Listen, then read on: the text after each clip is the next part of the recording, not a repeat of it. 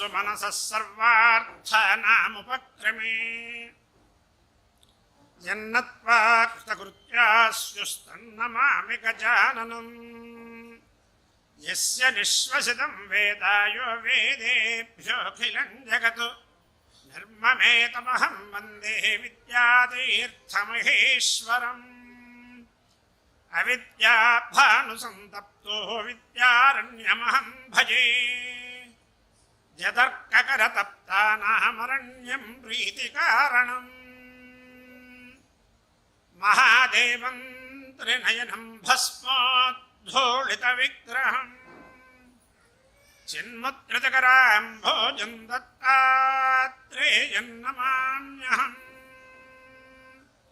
सदाशिवसमारम्भां शङ्कराचार्यमध्यमाम् अस्मदाचार्यपर्यन्तां वन्दे गुरुपरम्पराम्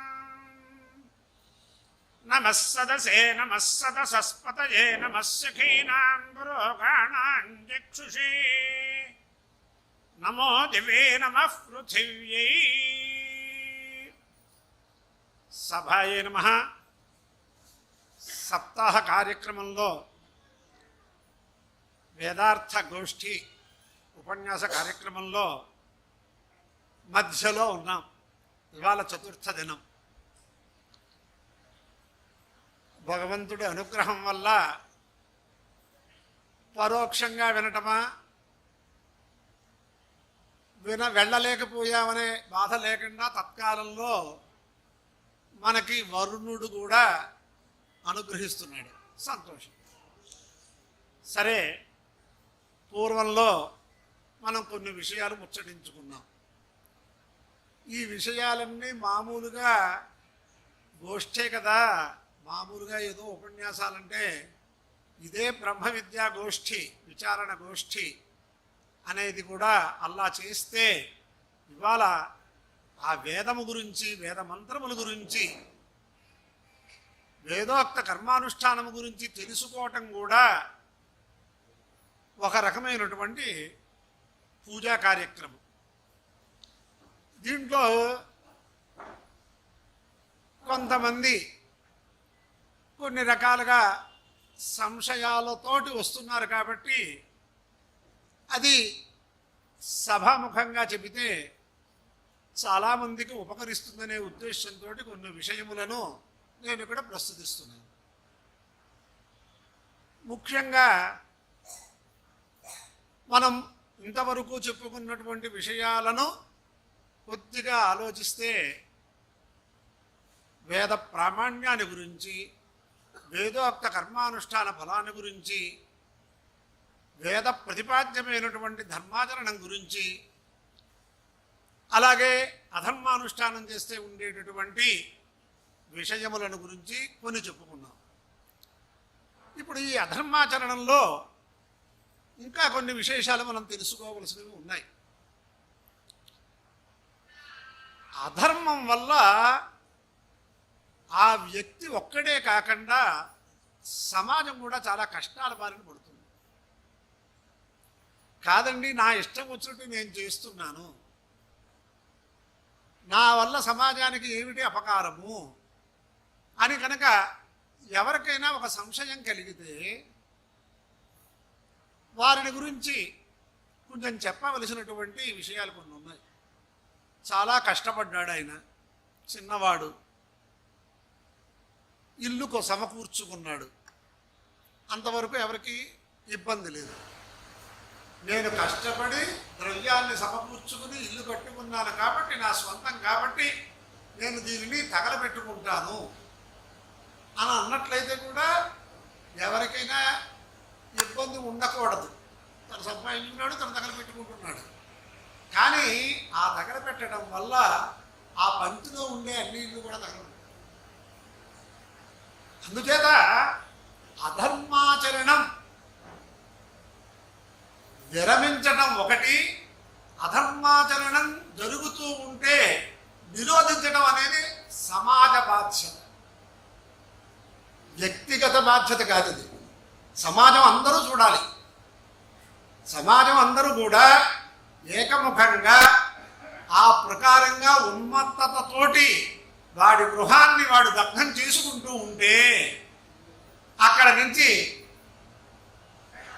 వాడిని ఆ ప్రయత్నం నుంచి నయానో భయానో లేదా సామ దాన భేద దండోపాయాలతోటి ఆ ప్రయత్నాన్ని విరమింప చేయకపోతే మన ఇంటికి కూడా ప్రమాదం. ఇది మనం అందరూ తెలుసుకోవాలి. అందుచేతే బొంబాయిలో అణుశక్తి నగర్లో కొన్ని విషయాలు వాళ్ళు చెప్పమంటే నేను చెప్పాను. ఇవాళ ఏదైనా లోకంలో ఒక విప్లవం బయలుదేరిన తర్వాత, ఒక కష్టం బయలుదేరిన తర్వాత ఇది ఎందుకు వచ్చింది అని అడిగేవాళ్ళు చాలామంది ఉంటారు. అలాగే చాలా కాలం క్రితం అష్టగ్రహ కూటమి వస్తే లోకంలో కొన్ని అరిష్టాలు వస్తాయంటే దానికి ముందే శాంతి ఏం చెయ్యాలని చూసి చేసిన వాడు మహానుభావులు ఉన్నారు. అందుచేత వచ్చాక చాలామంది అడుగుతారు. కానీ ఇలా వస్తాయి, మీరు ఈ ప్రకారంగా ఇటువంటి పనులు చెయ్యొద్దు అని చెప్పిన వాక్యాలు మనం పాటించాం. అపూజ్య ఎత్ర పూజ్యంతే పూజ్య ఎత్ర అవమానితా త్రీణి తత్ర వివర్ధంతే దుర్భిక్షం మరణం భయం అంటుంది శాస్త్రం. నాయన పూజింపదగని వాళ్ళని పూజిస్తే ఎవరిని పూజించాలి? విత్తం బంధురు వయఃకర్మ విద్యా భవతి మంటిమి. విత్తాఢ్యుడు బంధువుల్లో మనకి సన్నిహితుడు అంటే మేనమామ పెద్దండ్రి ఇలాంటి వాళ్ళు అనమాట. వయోజ్యేష్ఠుడు కర్మజ్యేష్ఠుడు బ్రహ్మవేత్త వీళ్ళని మాత్రమే పూజించాలి. అలా కాకుండా ఎవరైనా సరే వాడు అధర్మాచరణం చేస్తుంటే ధర్మ ఘాతకుడుగా ఉంటే వాడికి కూడా నమస్కారం చేస్తున్నాం మనం లౌకికమైన ప్రయోజనముల నిమిత్తం. అంటే ఏమైంది? అపూజ్య ఎత్ర పూజ్యంతే. ఎక్కడ ఏ ప్రదేశంలో ఏ దేశంలో పూజింపదగిన వాడిని పూజిస్తే ఏమిటి ఫలం? పూజ్య ఎత్ర అవమానితా. పూజింపదగిన వాళ్ళని అవమానిస్తే, పూజింపదగిన వాళ్ళని పూజించద్దు, పూజింపదగిన వాళ్ళని అవమానిస్తే ఉండే ఫలం ఏమిటి? త్రీణి తత్ర వివర్ధంతే దుర్భిక్షం మరణం భయం. విశేషంగా అతివృష్టి అనావృష్టి ఇత్యాది దుర్భిక్షాలు, అతి సంఘ మరణాలు, విశేష మరణాలు, అతి భయం. అంచేత ఇవన్నీ లేకుండా చేసుకోవాలి అంటే గృహదాహే పూపఖననం అని ఒక మాట ఉంది, మర్యాద. అంటే మనల్ని హేళన చేస్తుంది శాస్త్రం. మామూలుగా కొన్ని చోట్లకి వెళ్తే ప్రమాదం వస్తే వెంటనే దానికి ఫస్ట్ ఎయిడ్గా అక్కడ ఏవో బాల్చీలు ఏవో పెడుతూ ఉంటారు, ఇసుకలు. వీళ్ళు ఏం చేశారట, ఒక చోట గృహం తగలబడిపోతుంది. గృహం తగలబడిపోతుంది, నుయ్యి తవ్వండిరా అని అన్నట్టు. దానివల్ల ప్రయోజనం ఏమిటి? ఈ నుయ్య తవ్వే లోపల నీళ్లు తీసే లోపల కృష్ణార్పణం అయిపోతుంది. అంటే మన ప్రవృత్తులు ఎలా ఉంటాయో కూడా శాస్త్రం చెబుతూ ఉంటుంది. అంచేత ఇప్పుడు మనం ఇలాంటివన్నీ జరుగుతూ ఉంటే హసత క్రియతే కర్మ రుదత పరిభుజ్యతే అంటుంది శాస్త్రం. నవ్వుతూ ఏదో జరుగుతోంది కదా అని ఉపేక్షిస్తూ ఉంటాం, ఏడుస్తూ అనుభవిస్తాం. మనం లోగడ 12 రాశుల వాళ్ళు ఉంటారు జ్యోతిష్ శాస్త్రం ప్రకారం. మేషము, వృషభము, మిథునము, కర్కాటకము, ఇలాగ ఎవరికి వాళ్ళకి గోచార ఫలాలు లేకపోతే జాతక ఫలాలు చూసుకుంటూ ఉంటారు. మరి 12 రాశుల్లో ఉన్నవాళ్ళు కూడా కరోనా విషయంలో ఎంత భయపడిపోయారు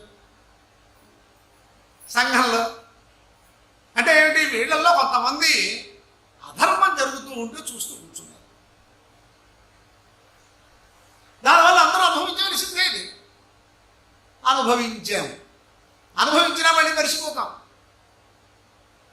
పాపస్య పుణ్యస్య ఫలమిచ్చంతి పుణ్యం నేచ్చంతి మానవాః. పాపస్య ఫలం నేచ్చంతి పాపం కుర్వంతి యత్నతః అంటుంది శాస్త్రం.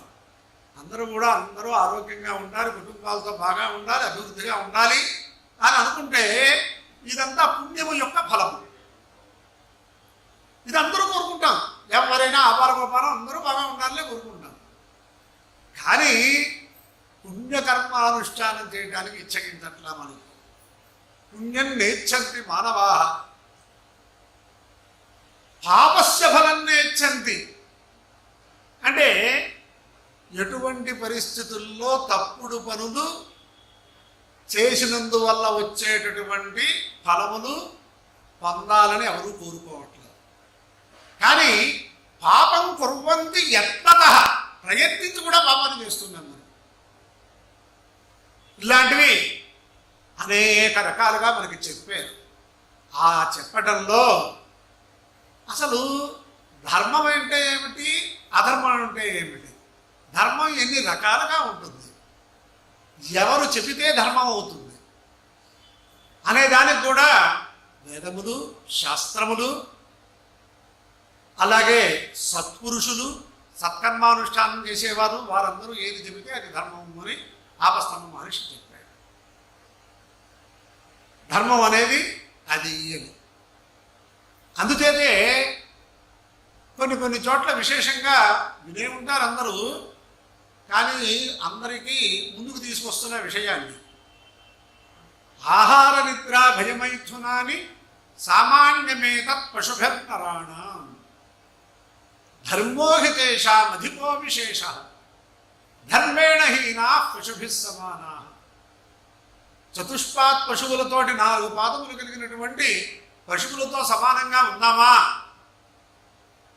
లేకపోతే మనుష్య మాత్రులుగా ఉన్నామా అంటే ఆలోచించుకోండి అని వాళ్ళే మనకు వదిలేశారు. ఎలాగా?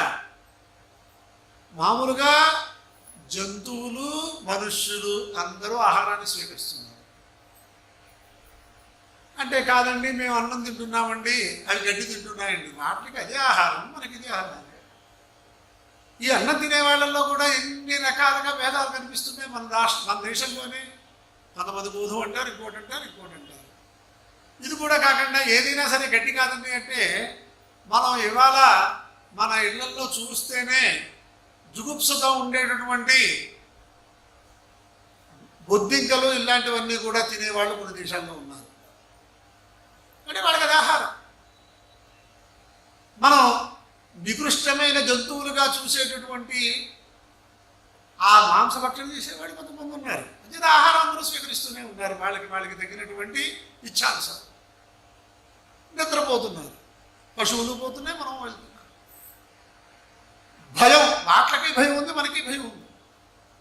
నన్ను చూసి పశువులు భయపడతాయి, పశువులు చూసి మనం భయపడతాం. సర్పములు కానీ ఇలాంటివన్నీ. సంతానోత్పత్తి అక్కడ ఇక్కడ కనిపిస్తూనే ఉంది. మరి ఏమిటి అసలు వీళ్ళకి పశువులకి మనుషులకి తేడా ఏముంది అన్నట్లయితే, ఆహార నిద్ర భయమైథునాని సామాన్యమేతత్ పశుభిర్నరాణాం ధర్మోహితేషాం అధికో విశేష. ధర్మం అనేది అసాధారణంగా ఈ మనుష్యుల గురించి ఉద్దేశించి వేదశాస్త్రాలు విధిస్తుంది. ఆ ధర్మాన్ని ఎప్పుడైతే మనం విడిచిపెట్టేస్తామో పశువులే అనేది కూడా మనకి నిర్వచనం చేశారు. ఈ పశుత్వం అనేది ఎప్పుడు వస్తుంది, ఎలా వస్తుంది అన్నదానికి కూడా చాలా విశేషంగా ఈ హర్షం వల్ల, మదం వల్ల మనం ధర్మ మార్గంలోంచి చ్యుతులు అయిపోతాం. అంటే ఆశా మనుష్యేభ్యాగాయాని అంటుంది శాస్త్రం. ఆశయా బధ్యతే లోకే కర్మణ బహుచింతయ ఆశా మనుష్యేభ్యాగాయాని ఛాందోగ్యోపనిషత్తు చెప్తుంది. మనుష్యులందరికీ కూడా, ప్రవృత్తి మార్గంలో ఉన్న వాళ్ళకి అందరికీ కూడా సద్రూపమైనటువంటి ఆశ ఉండి తీరాలి. దురాశ మాత్రం పనికిరాదు. ఎంతలా చెప్తున్నారు అటువంటి శాస్త్రం. ఆశా మనుష్యేభ్యాగాని. ఇంకొక చోట చెబుతున్నారు, అనుష్ఠాన మార్గంలోంచి బయటికి వచ్చేసి సర్వులకి దాస్యం చేసేటటువంటి స్థితి ఎప్పుడు కలుగుతుంది అంటే దురాశ అనేది మనకి బయలుదేరితే కలుగుతుంది. ఆశాయా ఏ దాసా తే దాసా సర్వలోకస్య ఆశా దాసీ ఏషాం తేషాం దాసాయతే లోక అంటుంది నీతిశాస్త్రం. ఈ దురాశకి మనం బద్ధులమైపోతే ఎవరి వల్ల ఏ ఉపయోగం ఉంటుందో, ఎవరి దగ్గర నుంచి ఏది మనం స్వీకరించేయచ్చు, ఏమార్చచ్చు అందరి గురించి దాస్యం చేస్తూనే ఉంటాడు. ఆశ సద్రూపంగా ఉంటే ఇవాళ ఉన్న మెట్టు మించి మెట్టు దగ్గర నుంచి పై మెట్టు దాకానే మనం వెళ్ళాలని ముందు అనుకోవాలి. ఆకాశానికి నిచ్చెన వేద్దామని అనుకోకూడదు. అల్లా కనుక ఉన్నట్లయితే లోకమంతా వీడికి దాస్యం చేస్తుంది. అంటే వీడికి దురాశలు ఏమీ లేవు, వీడు మంచి సలహాలు ఇస్తాడు, మంచి కోఆపరేషన్గా ఉంటాడు. ఇంకా ఆ ప్రకారంగా సద్రూపమైనటువంటి ఆశ కావాలని వేదమే చెప్తారు, ఉపనిషత్తులే చెబుతున్నాయి. కానీ దురాశారూపం మనకి ఎక్కువ కనిపిస్తుంది లోకంలో. అది మనం త్యజించుకోవాలి. అలాగే కాలాన్ని పరమాత్మ స్వరూపంగా చూస్తూ కాలాన్ని దుర్వినియోగం చేసుకోకుండా ఉండాలి. కాలాన్ని ఏదైనా మనం సంపాదించుకోవచ్చు, అయిపోయినటువంటి కాలాన్ని మనం సంపాదించుకోవాలి. ఇవాళ ఆ కాలాన్నే మనం సక్రమంగా వినియోగించుకోలేకపోతున్నాం. ఇది ఎవరికి వాళ్ళు ఆలోచించుకోవాలి. ఒకళ్ళు చెప్పేది ఒకళ్ళు వినేదేం కాదు. ఎంతవరకు మనం సంఘంలోకి వెళ్ళాలి, లౌకిక కార్యక్రమాలకి వెళ్ళాలి, అది పారమార్థికంగా ఎంతవరకు ఉపకరిస్తాయి అనే దృష్టితోటే మనం జీవనం చేయాలి. ఏ పని లేకపోతే గుళ్ళోకి వెళ్ళి దర్శనం చేసుకొద్దామని అనుకోవటం కంటే గుళ్ళోకి వెళ్ళి దర్శనం చేసుకోవడమే ఒక పని అనుకుంటే మనకు ఒక రకమైనటువంటి క్రమశిక్షణ ఏర్పడుతుంది. లేచిన వెంటనే లోక వ్యవహారాలు చూస్తూ కూర్చోవడం కంటే స్నానం చేసి దేవుడి దగ్గరికి వెళ్ళి నమస్కారం చేసుకుంటే ఒక రకమైన బాధ్యత. ఎవరైనా గృహాల్లో ఉండేటటువంటి ఈతి బాధలకి ఏం చెయ్యాలి ఈతి బాధలు ఇన్ని వస్తున్నాయంటారు. కానీ వాళ్ళు ఎవరైనా సరే ఎవరి దగ్గరికి వెళ్ళకుండా సూర్యోదయ సూర్యాస్తమయ కాలములలో సూర్యుడు ఉదయించేటప్పుడు సూర్యుడు అస్తమించేటప్పుడు తత్పూర్వం పరిశుద్ధంగా స్నానం చేసుకుని పరిశుద్ధంగా ఉండి భగవంతుడి దగ్గర దీపం పెట్టి ఒక 40 రోజులు చేయండి. వాడికి ఎంత ఆనందం వస్తుంది, వాడికి ఎన్ని అరిష్టాలు పోతాయి. ఎవరు ఇటువంటి ప్రయోగాలు చేయరు. ఎవరో మహానుభావుడు ఎక్కడో యాడి చేశారో ఆయన దగ్గరికి వెళ్తే వెంటనే మనకి సకల శ్రేయస్సులు కలిగిపోతాయనే తాపత్రయంతో ఉంటున్నారు కదా జనం. దానివల్ల వచ్చేటటువంటి ఇబ్బందులు మనం ఒక క్రమశిక్షణని అలవాటు చేసుకోవట్లేదు. ఇది కూడా కాకుండా ఇంకొక చోట ఉంటుంది శాస్త్రం. ఇవాళ అందరూ కూడా ఆడిటర్స్ ద్వారా రిటర్న్లు దాఖలు చేస్తూ ఉంటారు. ఇన్కమ్ ట్యాక్స్కి అందరికీ అలవాటు ఉంది. అంటే ఆ సంవత్సరం వచ్చినటువంటి ఆదాయాలు, వ్యయాలు, మిగులు, తగులు అన్నీ కూడా దాంట్లో చూపిస్తారు. ఇక్కడ ఆడిటర్ గారే ఉన్నారుగా శివప్రసాద్ గారు. కానీ మనం తెలుసుకోవలసింది ఏమిటి, శాస్త్రం ఏం చెబుతోంది? ప్రత్యహం ప్రత్యవేక్షేత నరశ్చరితమాత్మనః కిన్నుమే పశుభిస్తుల్యం కిన్నుమే సత్పురుషైరితి. ప్రతిరోజు లేచిన తర్వాత విశ్రమించేదాకా మధ్యలో ఏ పని మనం చేశాము? సాధువులు సత్పురుషులు సంతోషించేటటువంటి పని చేశామా? వంశానికి ఉపకరించేటటువంటి పని చేశామా? కుటుంబానికి ఉపకరించేటటువంటి పని చేశామా? మనకి ఉపకరించేటటువంటి పని చేశామా? లేదా పశుప్రాయంగా నడిపించేమా వ్యవహారం? ప్రతిరోజు చూసుకోమని చెప్పింది శాస్త్రం. వాడు తప్పనిసరిగా ఇలా 40 రోజులు వాడు చేస్తే ఎంత కాలాన్ని వాడు వృధా చేశాడు అందరికీ తెలుస్తుంది. పనిలో పని నా మనస్సులో ఉండే విషయాలు చెప్పడానికి ఇక్కడ వాళ్ళందరూ అవకాశం ఇస్తున్నారు. కాబట్టి ఇవాళ ఈ సెల్ ఫోన్లు, స్మార్ట్ ఫోన్లు వచ్చిన తర్వాత మన కాలం జాగ్రత్త అవస్థలో ఎంత వృధా అయిపోతుందో ప్రతివాడు చూసుకోవాలి. ఒలింపిక్లో పలానా వాళ్ళు అంటే చిరంజీవి, సౌభాగ్యవతి, ఇప్పుడే కర్రావారి అమ్మాయి కూడా ఇక్కడ సంగీత గానం చేసింది. కాబట్టి వాళ్ళందరూ తెలుసుకోవాలి. ఒలింపిక్లో వాళ్ళకి అవార్డు వచ్చింది, వీళ్ళకి వచ్చింది, వాళ్ళకి పథకం వచ్చింది అంటే వాళ్ళకి సెల్ ఫోన్లతోటి సంబంధం లేకుండా, బంధుత్వాలతో సంబంధం లేకుండా వారికి ఎంత శిక్షణ ఇచ్చారో వాళ్ళు చెప్తూ ఉంటారు. అలాంటి శిక్షణ పొందిన తర్వాత వాళ్ళు కృతకృత్యులయ్యి ఒక రకమైనటువంటి పథకాన్ని సంపాదించి వాళ్ళకి దేశానికి ఒక గౌరవాన్ని తీసుకొచ్చారు అనుకుంటున్నాం. అంటే ఇది ఎటువంటి క్రమశిక్షణ? మరి అటువంటి క్రమశిక్షణకి మనం ఏం చేస్తున్నాం? లోపల ఉన్నామా? మన ఇంట్లో మనం ఇవాళ బంధుమిత్రులు అన్నీ కూడా వాట్సాప్లో వాళ్ళు ఏ మెసేజ్ పెడతారో చూస్తూ కూర్చుంటున్నాం మనందరం కూడా. నన్ను కూడా కల్పించుకోండి, దోషమేం లేదు. చివరికి వాళ్ళ ఇంట్లో ఫలానా వాళ్ళు వచ్చారు, మన ఎందుకు కాకేయలేదు, వాళ్ళ ఇంట్లో పండు పండింది, మన ఇంట్లో ఎందుకు పండు పండించుకోలేకపోయాం. ఇలాంటి స్థితి ఇవాళ లోకంలో ఉంటూ ఉంటే ఎక్కడ ఏదైనా ఒకటి వింత చూస్తే, లోకంలో ఒక విశేషం చూస్తే అది మన వాళ్ళందరికీ పంపించేది. ఇది ఇవాళ లోకంలో సంధ్యావందనం లేదు, దేవతా దర్శనం లేదు, దేవతా స్తోత్రం లేదు. ఇలా మనం వృధా చేసేసుకుంటూ భగవద్ అనుగ్రహం కావాలనుకుంటే ఎందుకు వస్తుంది? మనం ఒకదానికి ప్రయత్నం చెయ్యాలి అంటే ఒక కఠోరమైనటువంటి దీక్షలో ఉండాలి.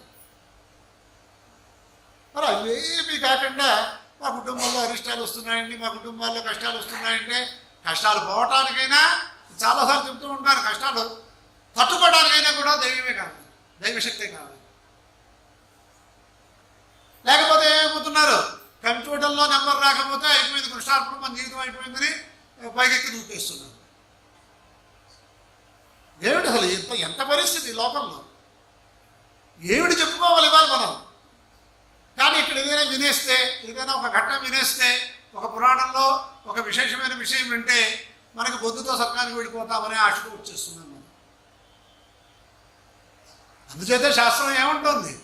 సుఖస్య దుఃఖస్య నకోపి దాత పరో దదాతీతి బుద్ధిరేష అహంకరోమీతి వృథాభిమాన స్వకర్మసోత్రగ్రథితో హి లోక. అయినా ఇవాళ మీకు సుఖం వస్తోందన్నా దుఃఖం వస్తోంది అన్నా ఎవరో దాత ఇవ్వట్లేదు. అంటే ఫలప్రదాత ఈశ్వర స్థితి అంగీకరిస్తున్నారు కదా అండి. అంటే మన కర్మ ఫలాన్ని మనకి సకర్మంగా చేస్తున్నాడు పరమాత్మ. అంటే మన కర్మలు ఏమైనా యజ్ఞం చేశారు అంటే ఎవరో మనని వ్యతిరేకించే నాస్తికులు వాళ్ళు కాదు, శాస్త్రంలో కూడా విశేష చర్చలు చేశారు. ఇప్పుడు దర్శ పౌర్ణమాసాభ్యాం స్వర్గకామో యజేత అని దర్శ పౌర్ణమాసాది క్రతువులు చేస్తే స్వర్గం వస్తుంది అంటున్నారు. మరి దర్శ పౌర్ణమాస క్రతువులలో ఏ హోమములు చేస్తున్నామో మనము, క్రోడాశాది హోమములు, ఆశుతర వినాశిని కర్మాణి, మరి ఎదురుకుండా భస్మీభావాన్ని పొందిస్తున్నాయి.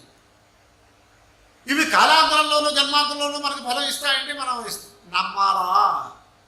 ఎంత బాగా ఉందో చూసుకోండి. ఇవాళ ఏమిటంటే బదరీ వెళ్ళి ఏదైనా కార్యక్రమం చేస్తే ఆ తర్వాత దివంగతులైనటువంటి తల్లిదండ్రులకి పితృకార్యాలు చెయ్యక్కర్లేదు అనే భ్రమతో వెళ్ళిపోతున్నారు అందరూ. చాలామంది వెళ్ళిపోతున్నారు. కానీ మరి శాస్త్రం చెప్పాల. అక్కడ విశేషంగా బ్రహ్మకపాలంలో కార్యక్రమం చేస్తే పితృదేవతలకి తృప్తి దాకా తీసుకోవాలి, కానీ ఇంకా చెయ్యక్కర్లేదు అన్నవాడు పూర్తిగా ఆ పుణ్యభూముల్లో ఉండిపోయి మానసరోవరం అక్కడికి వెళ్ళిపోయి ఇంకా దేవతానుగ్రహం కోసమే తాపత్రయపడేవాడి విషయం. కానీ వాడు కూడా చెయ్యాలి, ఆశ్రమం మారేదాకా. అక్కడి నుంచి ఇంటికి వచ్చేసిన వాడు అక్కడికి మానేయటానికే వెళ్ళిన వాడు మాత్రం చాలా పాపిష్ఠుడు అని చెప్పింది నేను. ఈ శరీరాన్ని ఇచ్చినటువంటి పితృదేవతలకి ఈ శరీరం ఉన్నంతకాలం కార్యక్రమం చేస్తే ఇలాంటివన్నీ కూడా అరటి పండు ఒలిచి చేతిలో పెట్టినట్టుగా చెబితే అటువంటి మాటలు వినకుండా, కాదండి మాకు అందరూ చెప్పేశారంటే అక్కడికి వెళ్ళాక ఇంకా చెయ్యక్కర్లేదు అని. అంటే చెయ్యక్కర్లేదు అనే చెయ్యక్కర్లేకుండా ఉండటానికి వెళ్తున్నారు వాళ్ళు. అంటే అప్పుడు మనకు ఏం చెప్పారు అంటే శాస్త్రంలో కొన్ని చిన్నపిల్లల్ని ప్రోత్సహించడానికి, ఇప్పుడు మా శిష్యుడు కూతురు వచ్చింది, ఆ అమ్మాయికి ఎల్కేజీలోనో యూకేజీలోనో వేస్తే నువ్వు బాగా చదువుకుంటే చాలా బాగా అవుతావు, నువ్వు కారు కొనుక్కుంటావు, కలెక్టర్ అవుతావు అంటారు కదా. ఫలశ్రుతులు కొన్ని విశేషంగా చెప్తారు. కొన్ని కోట్ల జన్మలలో చేసిన పాపములు ఈ పుష్కరాల్లో స్నానం చేస్తే, ఈ కుంభమేళాలో స్నానం చేస్తే పోతుంది అని చెప్తారు. సరే, ఆ వాక్యాలు నమ్మేశాం. పూర్వంలో చేసినటువంటి పాపాలన్నీ పోయాయి. ఏదో మనకి ద్రవ్యం అవసరమైంది, ఎవరితో విరోధం ఉంది, వాడిని హరి పిలిపించేశాం. మన్నాడు స్నానం చేశాం, 12 రోజులుగా పోయిందా పాపం? ఏ వాక్యం ఎందుకు చెప్పారు? కర్తవ్య బోధకి, చేసే పని యందు అనురక్తి పెంచడానికి చెప్పిన వాక్యములే పూర్తిగా సత్యం అనుకుంటే సత్యనారాయణ వ్రతం చేసినా, చూచినా, కథ విన్నా, కథాక్షతలు వేసుకున్నా, ప్రసాదం తిన్నా వాడి పుణ్యం వచ్చేస్తుంది. అందరూ కథాక్షతలో ప్రసాదమే తింటారు. ఎందుకు ఈ కథ ఇదంతా ఇంత కష్టపడి చేయటం? ఈ బ్రహ్మగారిని కాకేయడం, వాడి సమయానికి రాకపోవడం, ఎక్కడో చేస్తున్నారు, ప్రసాదం తింటే సరిపోతుందిగా. అంచేత ఏ విషయం ఎందుకు చెప్పారో, ఎందుకు మనం వినాలో కూడా తెలియని సమాజంలో ఉన్నాం మనం. మన పూర్వులు అలా చేయలే. ఒక తృప్తి అనేది లేకుండా మనం జీవనం చేస్తున్నాం ఇవాళ. ఇంకా శాస్త్రం చెప్పినట్టుగా చివరి క్షణం ఊపిరి ఎంతవరకు ఈ జీవుడు ఈ శరీరంలో ఉంటాడో ఊపిరితో, అంతవరకు కూడా తాపత్రయం. ఇక దేని గురించి ఎవడు ఆలోచిస్తున్నాడు? ఇంకా శంకరభగవత్పాదాచార్యులు వారు వచ్చి వివేక చూడామణిలో జంతువునా నరజన్మ దుర్లభం అని అన్నట్లయితే దాని గురించి ఏమన్నా తెలుసుకుంటున్నామో మనం? మనుష్య జన్మ యొక్క గొప్పతనం ఏమన్నా ఎందుకు అయిందో మనకు తెలుస్తోంది. నరజన్మ గొప్పది ఎందుకయింది? లౌకికంగానైనా తెలుసుకోవడానికి ప్రయత్నం చేస్తున్నామా మనం? ఆధ్యాత్మిక విషయం తర్వాత దేవుడు. ఇవాళ ఒక ఏనుగు, బదపుటేనుగు, అది లోకాల్ని ఏ ప్రకారంగా ఇబ్బంది పెడుతుందో మనం చూస్తున్నాం. ఒక సింహం కానీ ఒక చిరుతపులి వచ్చింది అంటే అది మళ్ళీ వాళ్ళకి దొరికేదాకా అందరికీ భయం, ఎవరింట్లో ఎప్పుడు వచ్చేస్తుంది. ఇంకా ఇలాంటి విషసర్పాల గురించి అన్నింటి గురించి మనం చెప్పుకుంటే అంత భయంగా ఉన్నాం మనం. కానీ వాటన్నిటిని యుక్తిగా మనుష్యుడు స్వాధీనం చేసుకుంటున్నాడు. అంటే పశుపక్షాదుల కంటే వీటి దగ్గర ఒక విశేషమైనటువంటి శక్తి ఉందని ఒప్పుకోవాలక్కర్లేదు. ఆ శక్తి ఉన్నవాడు వాటిలాగా అలాగే అయిపోతున్నాడు మళ్ళీ వీడు అన్నదానికి మనకి శంకరాచార్య స్వామి గారు మన మొహాన్ని ముట్టుందా లేదా అని అద్దంలో చూసుకుంటే ఎవడికి వాడే తెలుస్తుంది. నీ మొహాన్ని ముట్టు లేదని ఎవడో చెప్పక్కర్లేదు. అలాగా ఎవడికి వాడికి తెలియటం కోసం చాలా విశేషాలు చెప్పడంలో జంతువునా నరజన్మ దుర్లభం అని చెప్పాడు.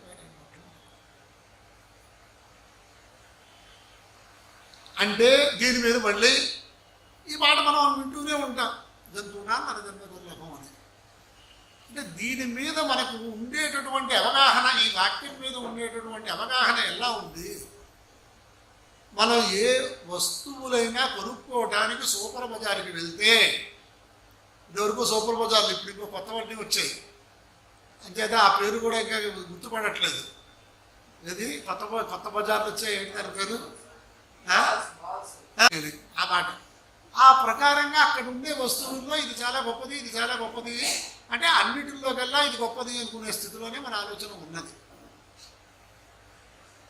అంటే ఈ చతురశీతి లక్షణ 84 లక్షల జీవరాశులలో మనుష్య జన్మ గొప్పది అనే ఆలోచనతోటే మనం ఉన్నాం. కానీ భాష్యంలో అలా చెప్పాల మహానుభావులు. ఇతర జన్మలు నువ్వు పూర్వములో ఎత్తితేనే వాటిల్లో ఈ జన్మ గొప్పదని నువ్వు అనుకోవాలి. అంటే నువ్వు కూడా పశుపక్షాది జన్మలు ఎత్తి ఉన్నావు లోగడ. జంతువునా నరజన్మ దుర్లభం అన్నప్పుడు ఈ పశుపక్షాది ప్రాణులలో మనుష్యుడు అనే వాడు ఎవరైతే ఉన్నాడో వాడి యొక్క జన్మ దుర్లభం. ఇది ఆలోచించారా ఎవరైనా? ఈ మనుష్యుడిగా ఉన్నవాడు భగవద్ అనుగ్రహంతో ముముక్షువయ్యి ముక్తుడవ్వాలి. దానికి మళ్ళీ కిందకు వచ్చేస్తున్నాడు. అంటే అనేక జన్మల్లో చేసుకున్నటువంటి పుణ్యం వల్ల, పూర్వం పశుపక్షాది జన్మల్లో కూడా చేసుకున్నటువంటి పుణ్యం వల్ల మనుష్య జన్మ ఎత్తినవాడు మళ్ళీ కిందకు వచ్చేస్తున్నాడు. మనం తెలుసుకోవలసిన విషయం అంటే ఏమిటండి? 84 లక్షల జీవరాశులు అనే మాట మనం ఆధ్యాత్మిక గ్రంథాల్లో కానీ ఆధ్యాత్మిక ఉపన్యాసాల్లో కానీ మనం బాగా వింటూ ఉంటాం. ఎవరైనా పేర్లు చెబితే మనం ఎంత బుద్ధిమంతుడైనా ఎంతవరకు చెప్పగలం? కీటకాల గురించి, ఇంకోటి దాని గురించి, ఇంకో దాని గురించి ఎవరికి వాడికి ఆ దాంట్లో ప్రయత్నం చేసిన వాడికి తెలుస్తుంది, కానీ మనకేం తెలియదుగా. ఏమన్నా అంటే ఈగలు, దోగలు ఇలాంటివి కొన్ని చెప్పగలం. అందుచేత ఈ 84 లక్షల జీవరాశుల్ని శాస్త్రం ఏం చేసింది అంటే 4గా విభాగం చేసింది. అంటే శాస్త్రం యొక్క గొప్పతనం, మన యొక్క స్థితి తెలుసుకోవడానికి నేను చెప్తున్నాను. జరాయుజములు, అండజములు, శ్వేతజములు, ఉద్భిజ్జములు. 84 లక్షల జీవరాశుల్ని 4 వర్గాలుగా చేసిందండి శాస్త్రం. అంటే ఏమిటండి? జరాయుజం అంటే ఒక మామి పొర కప్పి లోపల గర్భంలో పెరిగిన తర్వాత బయటకు వచ్చే వాటన్నిటికీ జరాయుజములు. మనుష్యులు ఇలాంటి వాళ్ళు, పశువులు, ఇవి జరాయుజములు. వాటిల్లో మనుష్యులు శ్రేష్ఠులు. ఇంకా ప్రతిభా విశేషాలు ఏమిటి అంటే అండజములు, గుడ్డు వల్ల జన్మించేటటువంటి సర్పములు, కోళ్ళు, బాతులు, ఇవన్నీ కూడా. బల్లులు, బలిగుడ్డులు అంటూ ఉంటారు కదా, అది అండజములు. స్వేదజములు అంటే ఉష్ణ అంటే ఒక చోట ఈ మురుగు కాలంలో అక్కడ పైన ప్లేటు వేసేస్తే కింద చెమరస్తూ ఉంటుంది. దానివల్ల కొన్ని జీవాలు పోతాయి. అలాగే ఓ కాలంలో పుట్టి ఓ కాలంలో వెళ్ళిపోయే పశువు వర్షాకాలం ముందు మిడతలు ఇవి ఎక్కువ దండుగా వచ్చేస్తూ ఉంటాయి. ఇలాంటివన్నీ కొన్ని రకాలు. ఉద్భిజ్జములు అంటే భూమిని బద్దలు కొట్టుకుని వృక్ష రూపంలో పైకి వచ్చేదన్నమాట. ఇలాంటి జన్మలో అనేకం ఎత్తిన తర్వాత మనుష్య జన్మ వస్తుంది అని చెప్పారు. అక్కడ చేసుకున్నటువంటి పుణ్యం వల్ల. మరి మనుష్యుల్లో కూడా కొన్ని క్రిములు ఉంటాయి, బ్యాక్టీరియా, ఏవో పేర్లు పెడతారు కదా. మరి ఇవన్నీ చేసుకునే పుణ్యం ఏమిటండి? స్థావరములైనటువంటి వృక్షములు చేసుకునేటువంటి పుణ్యం ఏమిటండి? సర్పములు చేసుకునే పుణ్యం ఏమిటండి? ఇలా పశువులు చేసేటటువంటి పుణ్యం ఏమిటి? చతుష్పాత్తులు. అంటే కొంచెం ఆలోచించండి, అవి పుణ్యం చేస్తాయి. ఎలా చేస్తాయి? మనం ఆలోచిస్తే తెలుస్తుంది. పాలు అన్నింటికి ఇస్తాయి. ఆ పాలు దేవతా కార్యక్రమాలకి వినియోగం అవుతే దానివల్ల పుణ్యం. అలాగే బిల్వ వృక్షాలు ఇవన్నీ కూడా ఆయా పత్రులు తీసుకొచ్చి భక్త కన్నప్ప దగ్గర నుంచి ఎవరి దగ్గరైనా తీసుకుంటే ఆ దేవుడి మీద పెడితే అదొక పుణ్యం. ఇలా మనం తీసుకుంటే ఆ మనుష్య జన్మ వస్తే, ఆ మనుష్య జన్మ ఎత్తిన తర్వాత ఏం చెయ్యాలి అన్న దానికి శాస్త్రంలో ఏం చెప్పాడు? దుర్లభద్రయమే వైతతు దైవానుగ్రహ హేతుకం మనుష్యత్వం ముముక్షుత్వం మహాపురుష సంశ్రయ. మనం పొందవలసినటువంటి భాగ్యాలు ఏవి? అవేమి పొందకుండా శరీరం కోసం తినటమా, తినటం కోసం శరీరమా అనే విధంగా లౌకికమైన ఆ ఇంద్రియములకు లోనులు అయిపోయి, ఇంద్రియ సుఖములకు బద్ధులైపోయి ప్రయత్నం చేస్తూ ఉంటే మనం ఏమవుతాం అనే విషయాన్ని ఆలోచించుకుంటే మనం ఏం చేయాలో తెలుస్తుంది ఎవరికి వాడి.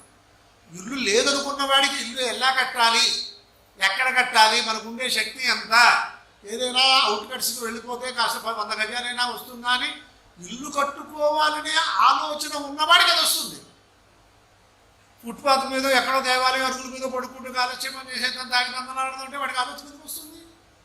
అలాగే ఎవడికి వాడు మనం ముక్తులు అవ్వాలి, దైవానుగ్రహం పొందాలి అని అనుకోవాలి. అప్పుడు ఇంకా దానికోసం ప్రయత్నం చేసేవాడికి ఈ వైషమ్యాలు రావు. ఇవేమీ లేకుండా మనం ఇవాళ ఏదో ఆలోచించు ఈ స్తోత్రం వింటే ఇవాళ లక్ష్మీదేవి మీ ఇంట్లో కనకధార కురిపిస్తుంది అంటారు. వాళ్ళు ఏదో కాలక్షేపానికి ఇంట్లో ఏదో పని లేకుండా ఏదో యూట్యూబ్లో పేరు చూసుకోవాలనుకునే వాళ్ళు చెప్పేస్తూ ఉంటారు. అది నిజమే అనుకుంటున్నాం, అది వినేస్తున్నాం మనం. ఇంతగా ఫలం కావాలి. మరి ఇన్ని ఆలోచిస్తే ఎంత హాస్యాస్పదమైన జీవితంలో మనం ఉన్నామో తెలుస్తుంది. అందుకోసం మనం ధర్మశబ్దం చేతను తెలుసుకోవలసింది ఏమిటి?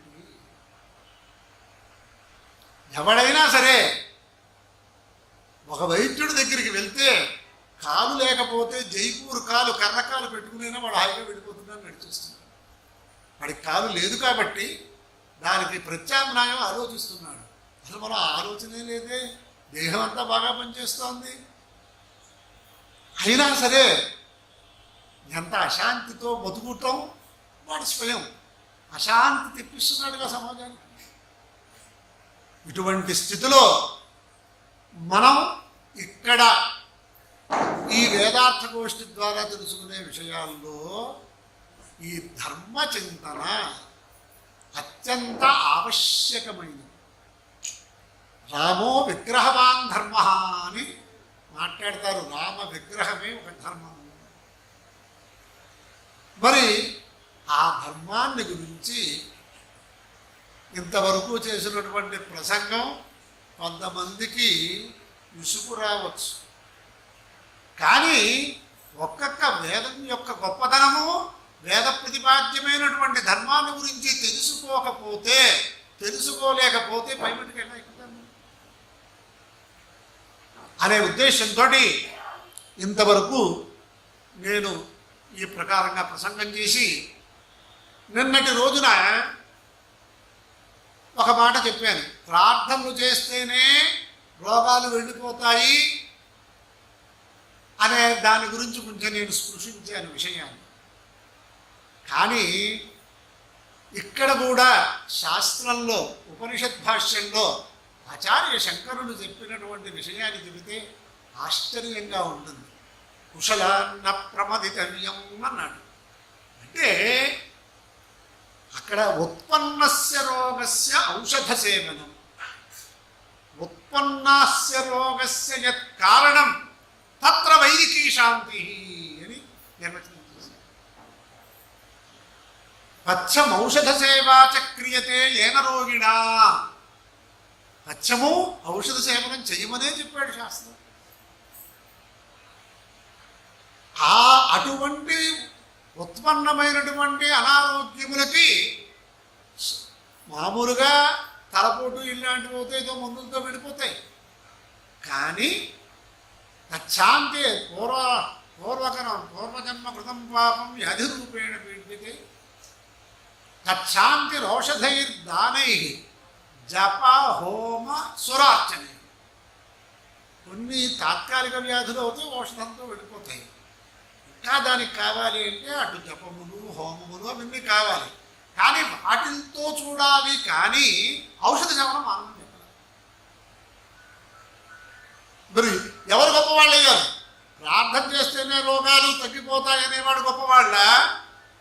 ఔషధ సేవనం చేస్తూ దైవానుగ్రహంతో ఈ సమస్యని దాటమని చెప్పిన వాడు గొప్పవాళ్ళు. శరీరే జర్జరీభూతే వ్యాధిగ్రస్తే కళేబరే ఔషధం జాహ్నవీతోయం వైద్యో నారాయణో హరిగేని. ఔషధ సేవనం చేసేటప్పుడు మన ఇంట్లో పెద్దవాళ్ళు ఉంటే ఇది వేసుకోమంటే ఏమిటి దాని అర్థం? అందుచేత లోకంలో హీనాంగాను అతిరిక్తాంగాను వయోవృద్ధాన్ని జాతి రూపహీనాన్ని ఇలాంటివన్నీ చెప్పి వీళ్ళందరినీ ఎవరూ కూడా ఆక్షేపించద్దని చెప్పిన శాస్త్రం అనుశాస్త్రం. జాతిలో కానీ, వయస్సులో కానీ, రూపంలో కానీ, అంగములలో కానీ ఏమన్నా లోపం వస్తే వాడిని ఎటువంటి పరిస్థితుల్లో ఆక్షేపణ చెయ్యవద్దు. అని చెబితే ఆ మనుశాస్త్రం ఇవాళ అందరికీ కూడా కష్టంగా ఉంది. ఏం చేస్తాం? కొన్ని చోట్ల నిందించినట్టు కనిపిస్తుంది ఇతరులను. ఆ నిందలే కనిపిస్తున్నాయి కానీ వేదాధ్యయనం చేయడమే దుర్లభమైన రోజుల్లో ఇవాళ విశాఖపట్నంలో ఎంతమంది బ్రాహ్మణులు ఉన్నారు, ఎంతమంది వేదాధ్యయనం చేస్తున్నారు? ఎవడో కష్టపడి ఈ శంకరమఠం వారు లాంటి వారు ఎవరైనా ఒక పాఠశాల పడితే చిన్నప్పుడే వాళ్ళ పెద్దలకు ఉండే మమకారం, వేదం ముందు మమకారం ఉండటం వల్ల ఇక్కడ తీసుకొచ్చి పెడితే వాడు వేదాధ్యయనం చేసి కొట్టాడు అవ్వడానికి 10-15 ఏళ్ళు పడుతున్న రోజుల్లో శాస్త్రం ఏమంటుందో చెప్తే మీరు ఆశ్చర్యపోతారు. శృతి స్మృతి చ దివే చక్షుషి విప్రాణాం దేవ నిర్మితే తత్ర ఏకయా కాణ ద్వాభ్యాం అంధ ప్రకీర్తిత. ఏకాక్షి లోక సంహారి అంటుంటారు కదా, అంటే ఒకే కన్ను ఉన్నవాడు, 2 కన్నులు లేకపోతే వాడు అంధుడు. ఆయన నువ్వు వేదం చదువుకుని శాస్త్రం చదువుకోకపోతే, వేదం చదువుకుంటే 1 కన్ను సంపాదించినట్టు లెక్క. తర్వాత శాస్త్రజ్ఞానం సంపాదించి వేదభాష్యం చదువుకోకపోతే 2 కన్నులు లేనటువంటి అంధుడివి. అంటే ఒక చోట అంధుళ్ళని, మనకంటే తక్కువ వాళ్ళని, తక్కువ స్థితిలో ఉన్న వాళ్ళని ఆక్షేపించద్దని చెప్పినటువంటి శాస్త్రం, అదే శాస్త్రం మళ్ళీ వీడిని ఆక్షేపిస్తుందంటే కర్తవ్యోన్ముఖులు చేయడానికి. ఇది కూడా తెలియకుండా మమ్మల్ని తిట్టారండి. మనం తెలుసుకోవలసింది విచికిత్స, ఆలోచన రావాలి. ఆలోచన రాకపోతే రజ్జు సర్పభ్రాంతి మొదలు. రజ్జు సర్పభ్రాంతి అనే విషయాన్ని చాలాసార్లు చాలామంది ఇక్కడ ఉపన్యాసానికి వినడానికి వచ్చిన వాళ్ళు కూడా చాలామంది విని ఉండొచ్చు, దీంట్లో అనేక మంది మహనీయులు ఉండవచ్చు. రజ్జు సర్పం అంటే తాడును చూసి పాము అనుకుంది. ఆ పాముని చూసిన వాళ్ళు 3, అది గాఢాంధకారంలో ఏదీ కనిపించదు, మందాంధకారంలో కనిపిస్తుంది. అంటే పూర్తిగా వెలుగు లేదు, పూర్తిగా చీకటి లేదు, అక్కడ ఏదో కనిపిస్తోంది. దాని పాము అనుకున్నారు 3 విద్యార్థులు. 3 బ్రహ్మచారులు చూసే పాము అనుకున్నారు. అంటే దాంట్లో ఒకటి లోకంలో వింటూ ఉంటాంగా. ఒకడన్నాడు, నాకు పాము మంత్రం వచ్చి జపం చేసేస్తాను, ఆ పాము మంత్రం ఏమీ చేయదు, కంగారు పడద్దంటే మొత్తం జపం ప్రారంభించేస్తాను. ఒకడు నాకు ధైర్యం ఎక్కువ, కళ తీసుకొస్తాను, ఊళ్ళోకి వెళ్ళి ఎవరి దగ్గరైనా అడిగేసి దాని సంగతి తెలియజేద్దామని ఒకడు బయలుకెత్తాడు. ఇంకోడు కొంచెం వివేక జ్ఞానంతో ఏం చేశాడు, అసలు అది ఏమిటో తెలియట్లేదు, పూర్తిగా సర్పం అంటే పడుకుని ఉందా ఏముందో చూడలేదు, చూడట్లేదు మనం, అందుచేత ఒక దీపం తీసుకొద్దాం అక్కడి నుంచో అని దీపం తీసుకొచ్చేటప్పటికి అది తాడు. అంటే ఏమైపోయింది, అంతవరకు అది మహాసర్పంగా ఆ తాడు కనిపించిన దానివల్ల వీళ్ళకి వచ్చినటువంటి భయం అంతా కూడా ఆ వస్తువు అధిష్టానం యొక్క యథార్థ జ్ఞానం వల్ల వాడికి ఉండేటటువంటి భయాలన్నీ పోయాయా లేదా? అలా మనం విషయాలు తెలుసుకోవాలి అనేది ముఖ్యమైనటువంటి ప్రయోజనం. ఆ ప్రయోజనాలు పొందటానికి అనేక రకాలైనటువంటి ఉపాయాలు. ఆ ఉపాయాలు ఎంతవరకు తెలుసుకుంటున్నామో, తెలుసుకున్నవి ఎంతవరకు ఆచరణలో పెట్టుకుంటున్నాము. అలాగే ఎవడైనా సరే అహంకరించద్దు, ఎంతటి వాడైనా అని చెప్పడానికి అనేక వచనాలు మనం చెప్పాను నేను. గుప్తాధ్యాయి, గుప్తదాత, గుప్త పూజాగ్ని సక్రియ, పూజ్యతే సర్వలోకేషు సర్వదేవైశ్వతక్రతు. నాయనా, నువ్వు చేసినటువంటి అధ్యాయాన్ని గోప్యంగా, అంటే అహంకారం లేకుండా అట్టి పెట్టుకోవాలి. గుప్తదాత, వాడు గొప్ప దాతండి, ఎన్ని దాన ధర్మాలు చేసేసాడు అని అనుకుంటున్నాడు. గుప్త పూజాగ్ని సక్రియ, అనేక రకాలైనటువంటి కోటి పత్రి పూజలు ఇలాంటివి, కోటి కుంకుమార్చనలు చేశాడు, పైకి చెప్పుకోలేదు. వాడు చేసినటువంటి కర్మానుష్ఠానం అనే పుణ్యం వల్ల వాడు దేవతలకు కూడా తెలియబడతాడు, కానీ వాడంతా వాడు చెప్పుకోవట్లేదు. ఇలాంటి వాడు సర్వలోకముల యందు పూజింపబడతాడయ్యా. ఈ ఉపాధి విడిచిపెట్టినాను. ఎల్లాగా అంటే దేవతల చేతను ఇంద్రుడు ఎల్లాగైతే దేవేంద్రుడు పూజింపబడతాడు, అలా పూజింపబడతాడు. మీరు అటువంటిగా చెయ్యాలి అంటే అంత అహంకారంతోనే చేసేస్తున్నాం మనం. మనంతరవాడు లేదనుకుంటున్నాడుగా జీవుడు చేత. అటువంటి విషయాలు అన్నీ కూడా మనం తీసుకోవాలి, తెలుసుకోవాలి. తెలుసుకోవటానికి ఇవన్నీ ఉపకరించాలి అని అనుకుంటే ఇప్పుడు ఏదైనా 4వ రోజులోకి వచ్చాం కాబట్టి ఆత్మనామ గురోర్నామ నామాది కృపణస్య శ్రేయస్కామో నగృహ్ణీయా జ్యేష్ఠాపత్య కళత్రయో అని జగద్గురుల యొక్క దివ్యానుగ్రహంలో దివ్య సంస్థానంలో వారికి నమస్కారం చేసుకుంటూనే మన కార్యక్రమం చేస్తున్నాం. కానీ జగద్గురువులు సద్గురువులు మాతాపితరుల పుణ్యం వల్ల మనం ఏదైనా ఒకటి చెప్పగలం. ఇది వాళ్ళ యొక్క పుణ్యంతో చెప్తున్నామని మనం అనుకోవాలి, కానీ మనం అనుకోకూడదు. కానీ శాస్త్రంలో తన పేరు కానీ భార్యని పేరుతో పెళ్లిలో తప్ప ఇతరత్ర ఇంకో పేరు చెప్పుకోవాలి, పెట్టి పిలుచుకోవాలి. కానీ భార్య సొంత పేరుతో పిలవద్దని కూడా శాస్త్రంలో ఉంది. ఆత్మనామ తన పేరు, గురోర్నామ గురువు గారి నామాలు. అందుచేతే అస్మద్ ఆచార్య పర్యంతం వందే గురు పరంపర అనంటాం మనం. అలాగే నామాతి కృపణస్య శ్రేయస్కామో నగృహ్ణీయాత్ జ్యేష్ఠాపత్య కళత్రయో. పెద్ద పిల్లవాడిని కూడా మనమే నామకరణం చేశాం, అయినా సరే సంతానంలో పెద్దవాడిని పేరు పెట్టి పిలిచే దానికి నిషేధం కనిపిస్తుంది శాస్త్రంలో. కళత్రాన్ని ఏది చెయ్యొద్దంటే అదే చేస్తున్నాం మనం. ఇంకో పేరు పిలుచుకోవచ్చుగా మనం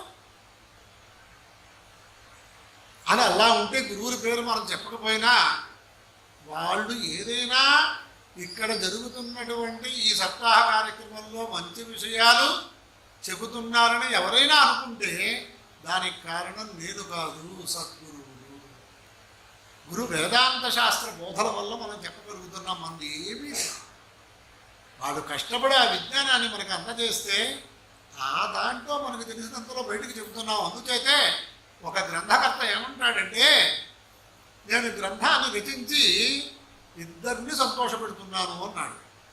అంటే గ్రంథంలో తప్పులు వెతికేవాడిని సంతోషపెడుతున్నాను, గ్రంథంలో ఒప్పులు చూసేవాడిని సంతోషపెడుతున్నాను, ఇద్దరిని సంతోషపెడుతున్నాను. నేను గ్రంథం రాయొచ్చు అన్నాడు.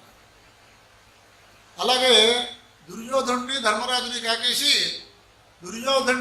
ధర్మరాజుని ఎవరినైనా ఒక చెడ్డవాడిని తీసుకురా అంటే నాకు ఎవడో చెడ్డవాడు కనిపించట్లేదు అన్నట్టు. దుర్యోధనుడు ఒక మంచివాడిని తీసుకురామంటే నాకు ఎవడో మంచివాడు కనిపించట్లేదు అన్నట్టు వాడు చెడ్డ దృష్టి. అలాగా వాళ్ళ యొక్క దృష్టికోణంలో కొన్ని విశేషాలు ఉంటాయి. ఇప్పుడు ఇక్కడ మనం ఏదైనా చెప్పుకున్న దాంట్లో మంచి ఉంది అనుకుంటే, నాకు భగవంతుడి దయ వల్ల అనేక మంది గురువులు, కానీ మనం గురు బ్రహ్మ గురు విష్ణు గురుదేవ మహేశ్వర అంటాం. బ్రహ్మ విష్ణు మహేశ్వరుడు సృష్టి స్థితి లయకర్తలు. అలాగా భగవంతుడి దయ వల్ల 3 మహాపురుషులు గురువులుగా లభించారు. వేదమునకు, వేదార్థమునకు, వేదాంతమునకు. మా నాన్నగారు కాశీ పండితుడు గొల్లపల్లి ఆంజనేయ గణపాటి గారిని మనం చెప్పాను. ఆయన ప్రథమ గురువు. వేదార్థ గురువులు ఎందుకంటే వీళ్ళ ముగ్గురిని చెబుతున్నాను. జగద్గురువులు వారిని హృదయపూర్వకంగా ఆశీర్వదనం చేసి వారిని చూస్తేనే సంతోషించే స్థితికి వాళ్ళ యొక్క అధ్యయనమో అనుష్ఠానం అలా జరిగింది. లేదా రెండో వారు సన్నిధానం లక్ష్మీనారాయణమూర్తి అవధాన గారిని, వారికి ఉన్న బిరుదులు చెప్పాలి అంటే ఇవాళ అదే సరిపోతుంది. మహామహోపాధ్యాయ, అలాగే మా నాన్నగారికి అహోరాత్ర పారాయణ విశారదాని ఈ ఊళ్ళో జగదాంబా సెంటర్లో కూడా చేశారు. వారు కాశీ పండితులు, అహోరాత్ర పారాయణ విశారద ద్వివేది, ఇలాంటివన్నీ వారికి రాష్ట్రపతి సమ్మానితులు. అలాగే సన్నిధానం గురువు గారు నాకు వేదార్థ భిక్ష పెట్టింది ఆయన సంపూర్ణముగా. అలాగే వేదాంతంలో రాతస్మరణీయులు బాలచంద్రశాస్త్రి జోషి గారిని పండితరాజు, అనుష్ఠాన చక్రవర్తులు, ధారవాడలో ఉండేవారు ఆయన. వారు ముక్తులైనప్పుడు జగద్గురువులు రాసినటువంటి సందేశాలు చూస్తే మా గురువు గారు ఇంత గొప్పవారా, మనందరం జగద్గురువులకి వెళ్ళి నమస్కారం చేసి వారి అక్షతలు తీసుకుంటే గొప్పవాళ్ళం అనుకుంటుంటే వారి చేతను మీరు ఈ ప్రకారంగా సంభావింపబడ్డారని ఆశ్చర్యం వేసింది. అటువంటి త్రిమూర్తులు ఇంకా అనేక మంది, రాణి నరసింహశాస్త్రి గారు, వడ్డీ వెంకట శాస్త్రి గారు, ఇలా మా అన్నగారు, వీళ్ళందరూ చాలామంది ఉన్నారు, గుళ్ళపల్లి విశ్వనాథ్ గణపాటి గారు. ఇవన్నీ ఎందుకు చెప్తున్నారంటే మధ్యలో ఒక్కసారి వారి స్మరణ, ఇవాళ ఇంత బీభత్సంగా ఉన్నా ఇంతమంది ఏదో ఒక మంచి మాట చెబుతున్నాడు వీడు మొదటి రోజు అంటే ఆకర్షణగా వస్తారు. ఏదో బోర్డులు ఎందుకు పెట్టారో తెలియదు, అంత బోర్డు నాకు అనిపించింది. ఎంత వ్యయం చేసేస్తున్నారు వీళ్ళు. గురువులకి నేను నమస్కారంతో చదువుకున్నాను తప్ప ఎటువంటి ప్రచారంతో చదువుకోలేదు. నేను వారిని కూడా ఇప్పుడు సభాముఖంగా నేను ఏమాత్రం మంచి మాట చెప్పానని అనుకున్నా అదంతా వారి యొక్క అనుగ్రహ ఆశీస్సు. చెప్పిన దాంట్లో ఎవరికైనా కష్టంగా ఉన్నా పర్వాలా. ఎందుచేత అపృష్టోపి హితం బ్రూయాత్ యస్య నేచ్ఛయత్ పరాభవం ఏషయేవ సతాం మార్గ విపరీత మతోన్యత అని ధర్మశాస్త్రంలో చెప్పారు. అడగంటే ధర్మశాస్త్రం చెప్పొద్దంటారు. నాయన మనవాడు అనుకుంటే అడక్కపోయినా ధర్మశాస్త్రం చెప్పవలసింది. అపృష్టోపి హితం బ్రూయాత్, వాడు బాగుండాలి, వాడు బాగా పైకి రావాలి, వాడు ఎప్పుడు కూడా పరాభవాన్ని పొందకూడదు అనుకుంటే అడగమన్నారు, నేను చెప్పమన్నారు. ఇంకోటి ఏం చెప్పారు, ఏషయేవ సతాం మార్గ, సత్పురుషులందరూ కూడా అడిగితేనే చెప్తున్నారా మనకి, ఇది చేసుకోమని ఇది చేసుకోమని, మీరు ఇలా ఉండండి అని, శాంతిగా జీవనం చేయండి అని వాడు చెప్తున్నారా? విపరీత మతోన్యథ చెప్పకపోతే మహాదోషం. చేత చెప్పిన దాంట్లో కొంతమందికి కఠినంగా ఉండొచ్చు. అందుకే శాస్త్రంలో ఒక మాట ఉంది, సులభా పురుషారాజన్న సతతం ప్రియవాదిన అప్రియస్యతు పత్స్యస్య వక్తా శ్రోతాచ దుర్లభ. దీంట్లో రామాయణంలో శ్లోకం ఇది. ఎప్పుడో ఏమిటో ఏ ఘట్టంలోనో మారీచుడు చెప్పాడా, విభీషణుడు చెప్పాడా, ఇవన్నీ చెప్పాలి అంటే లోపల ఒకసారి మా ఆత్మీయులు డాక్టర్ టివి నారాయణరావు గారు కూడా ఇక్కడ కార్యక్రమానికి రావాలని మన భాస్కర్ రావు గారు కోరుకున్నారు శంకరపట్నంలో నాకు జరిగిన సన్మానానికి. ఆయన కూడా వస్తే బాగుంటుంది. ఆయనకి ఈ ప్రకారంగా కాదు, రామాయణాన్ని మథించారు. ఆయన రామాయణాన్ని కనుక విన్నట్లయితే అందరూ రామభక్తులు అయ్యి తీరవలసిందే, వారికి ఈ టైం సరిపోదు, సభలో పావుగంట అరగంట అని చెప్పారు. నాకేమీ తెలియక చేత అటువంటి వాళ్ళు చెబితే రమ్యంగా ఉంటుంది. కానీ విషయానికి చెబుతున్నాను, ఇది చెప్పింది ఎవరు? సులభా పురుషారాజన్ను సతతం ప్రియవాదిన. మారీచుడు విభీషణుడు ఇద్దరు కూడా రావణాసుడికి చెప్పారు. ఎవరైనా విన్నారా ఇక్కడ వాళ్ళు? సులభా పురుషారాజన్ అంటే లోకంలో రాజుల దగ్గరికి కానీ, అధికారం ఉన్న వాళ్ళ దగ్గరికి కానీ, ఐశ్వర్యం ఉన్న వాళ్ళ దగ్గరికి కానీ వెళ్ళి వాళ్ళ పనులు నెరవేర్చుకోవటం కోసం వాళ్ళకి ఏది ప్రియమతని చెప్పేస్తారు. సులభా పురుషారాజన్ సతతం ప్రియవాదిన అప్రియస్యతు పత్స్యస్య. కొంచెం అప్రియంగానే ఉంటాయి. మనం ఎంతవరకు ఆలోచించే విధానం వేరు, చేసే విధానం వేరు. ఇది మార్చుకుందామనే ఒక ఆలోచన వచ్చినా రాకపోయినా వెంటనే కష్టంగా ఉంటుంది. అప్రియ స్వేచ్ఛగా ఉండటం అలవాటైన వాడికి పొద్దున్నే లేచి దేవుడి దగ్గర కూర్చోకుంటే వాడు ఎందుకు కూర్చుంటాడు? వాడికి అది కష్టమే వాడికి. కానీ అదే పథ్యము శరీరానికి ఆరోగ్యం చేకూరటానికి పథ్యం ఎటువంటిదో, అనారోగ్యం వచ్చినప్పుడు జీవుడికి అటువంటిది పథ్యం. అది వక్త శ్రోతాచ దుర్లభ. చెప్పేవాడు దొరకడు. ఫోన్లో ఎవడో ఒకడు చెప్పాడు అంటే వినేవాడు కూడా ఉన్నాడు. చెప్పేవాడు వినేవాడు ఉంటే ఆచరించేవాడు ఇప్పుడు కానీ తర్వాత కానీ ఒకడు ఉండవచ్చుగాక. ఇది దీని యొక్క ధర్మం యొక్క స్వరూపం అని మనం తెలుసుకుంటే లోకంలో కూడా మనకి ఇష్టం వచ్చినట్టు కొన్ని వ్యాఖ్యానాలు చేసేస్తున్నాం. ఆ చేసేయటం వల్ల వచ్చేటటువంటి అనర్థాలు తెలుసుకోవట్లే మనం. దాంట్లో చలం సాహిత్యం అని ఇక్కడ ఉండే పెద్దవాడికి తెలుస్తుంది. ఇవాళ హేతువాదిగా నాస్తికవాదిగా మన యొక్క పూర్వ సంప్రదాయాలన్నీ కూడా భగ్నం అవ్వటానికి కారణమైన పుస్తకాలు అనేక రచించాడు ఆయన.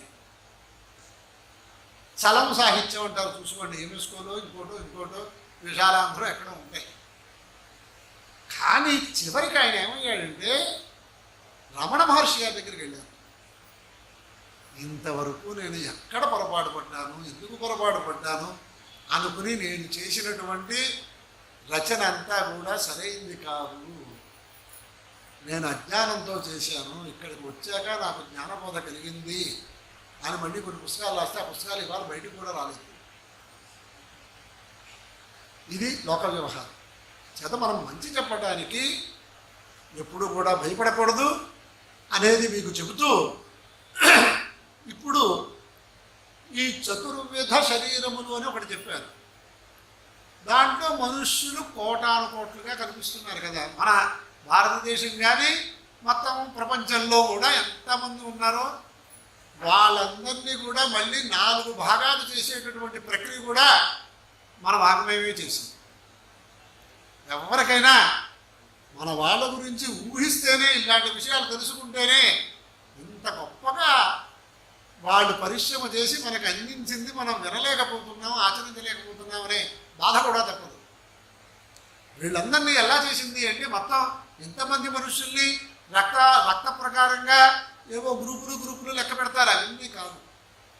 దీంట్లో సత్పురుషులు, పండితులు, లుబ్ధులు, మూర్ఖులుగా 4 రకాలుగా చేసుకోవాలి.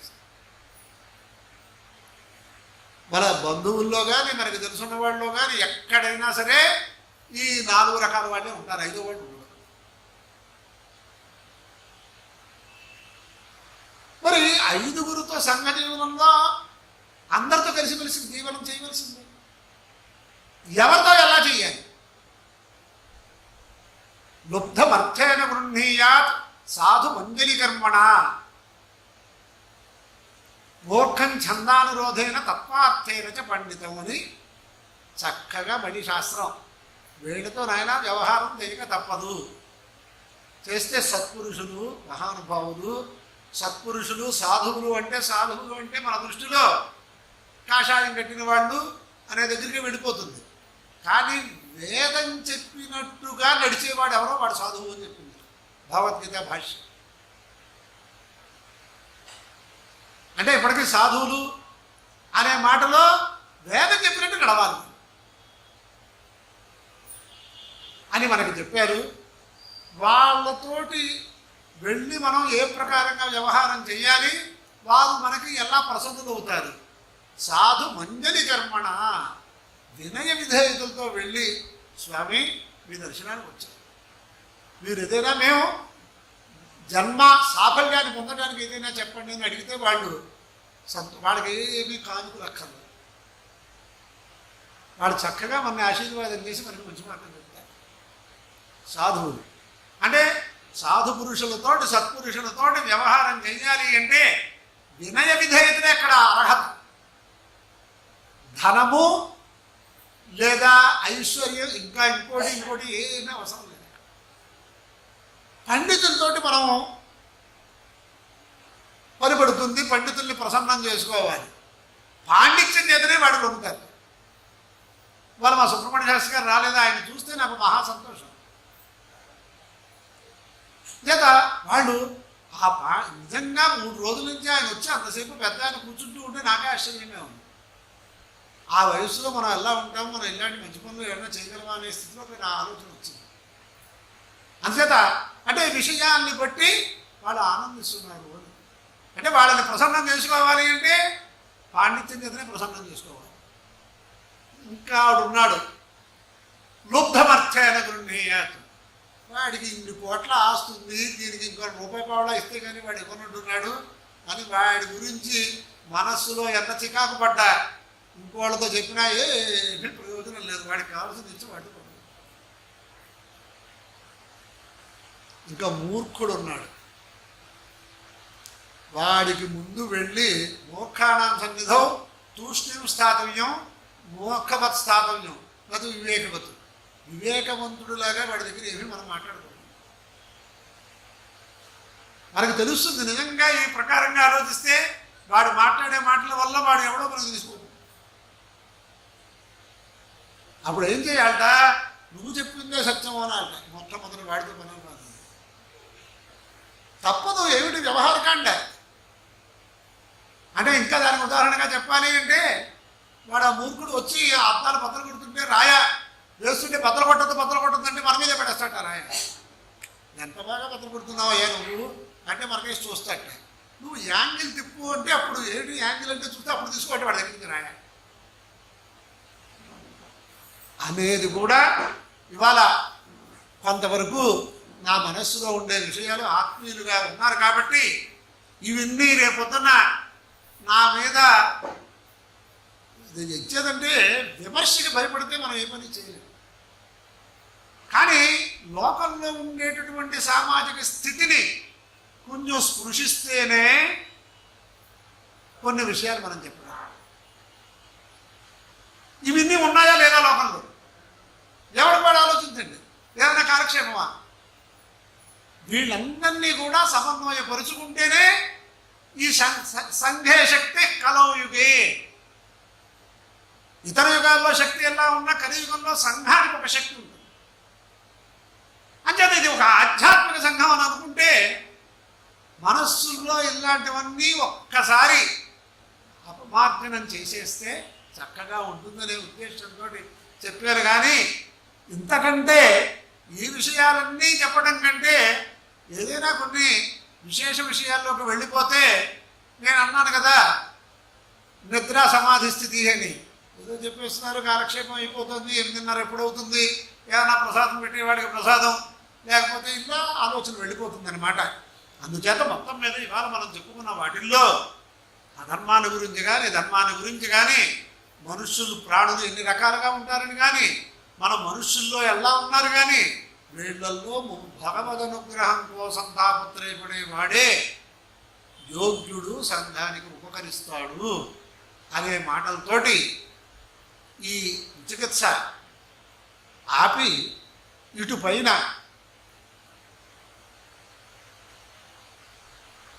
అత్యంత ప్రధానమైనటువంటి వాక్యం ఏమిటి అంటే, సర్వం వేదాత్ ప్రసిద్ధ్యతి అని. చాతుర్వర్ణ్యం త్రయోలోకాశ్చత్వారశ్చాశ్రమాః పృథక్ భూతం భవ్యం భవిష్యం చ సర్వం వేదాత్ ప్రసిద్ధ్యతి. చాతుర్వర్ణ్య వ్యవస్థ, లోకత్రయం, ప్రధాన లోకాలు, దాన్ని అనుసరించి అన్ని లోకములు.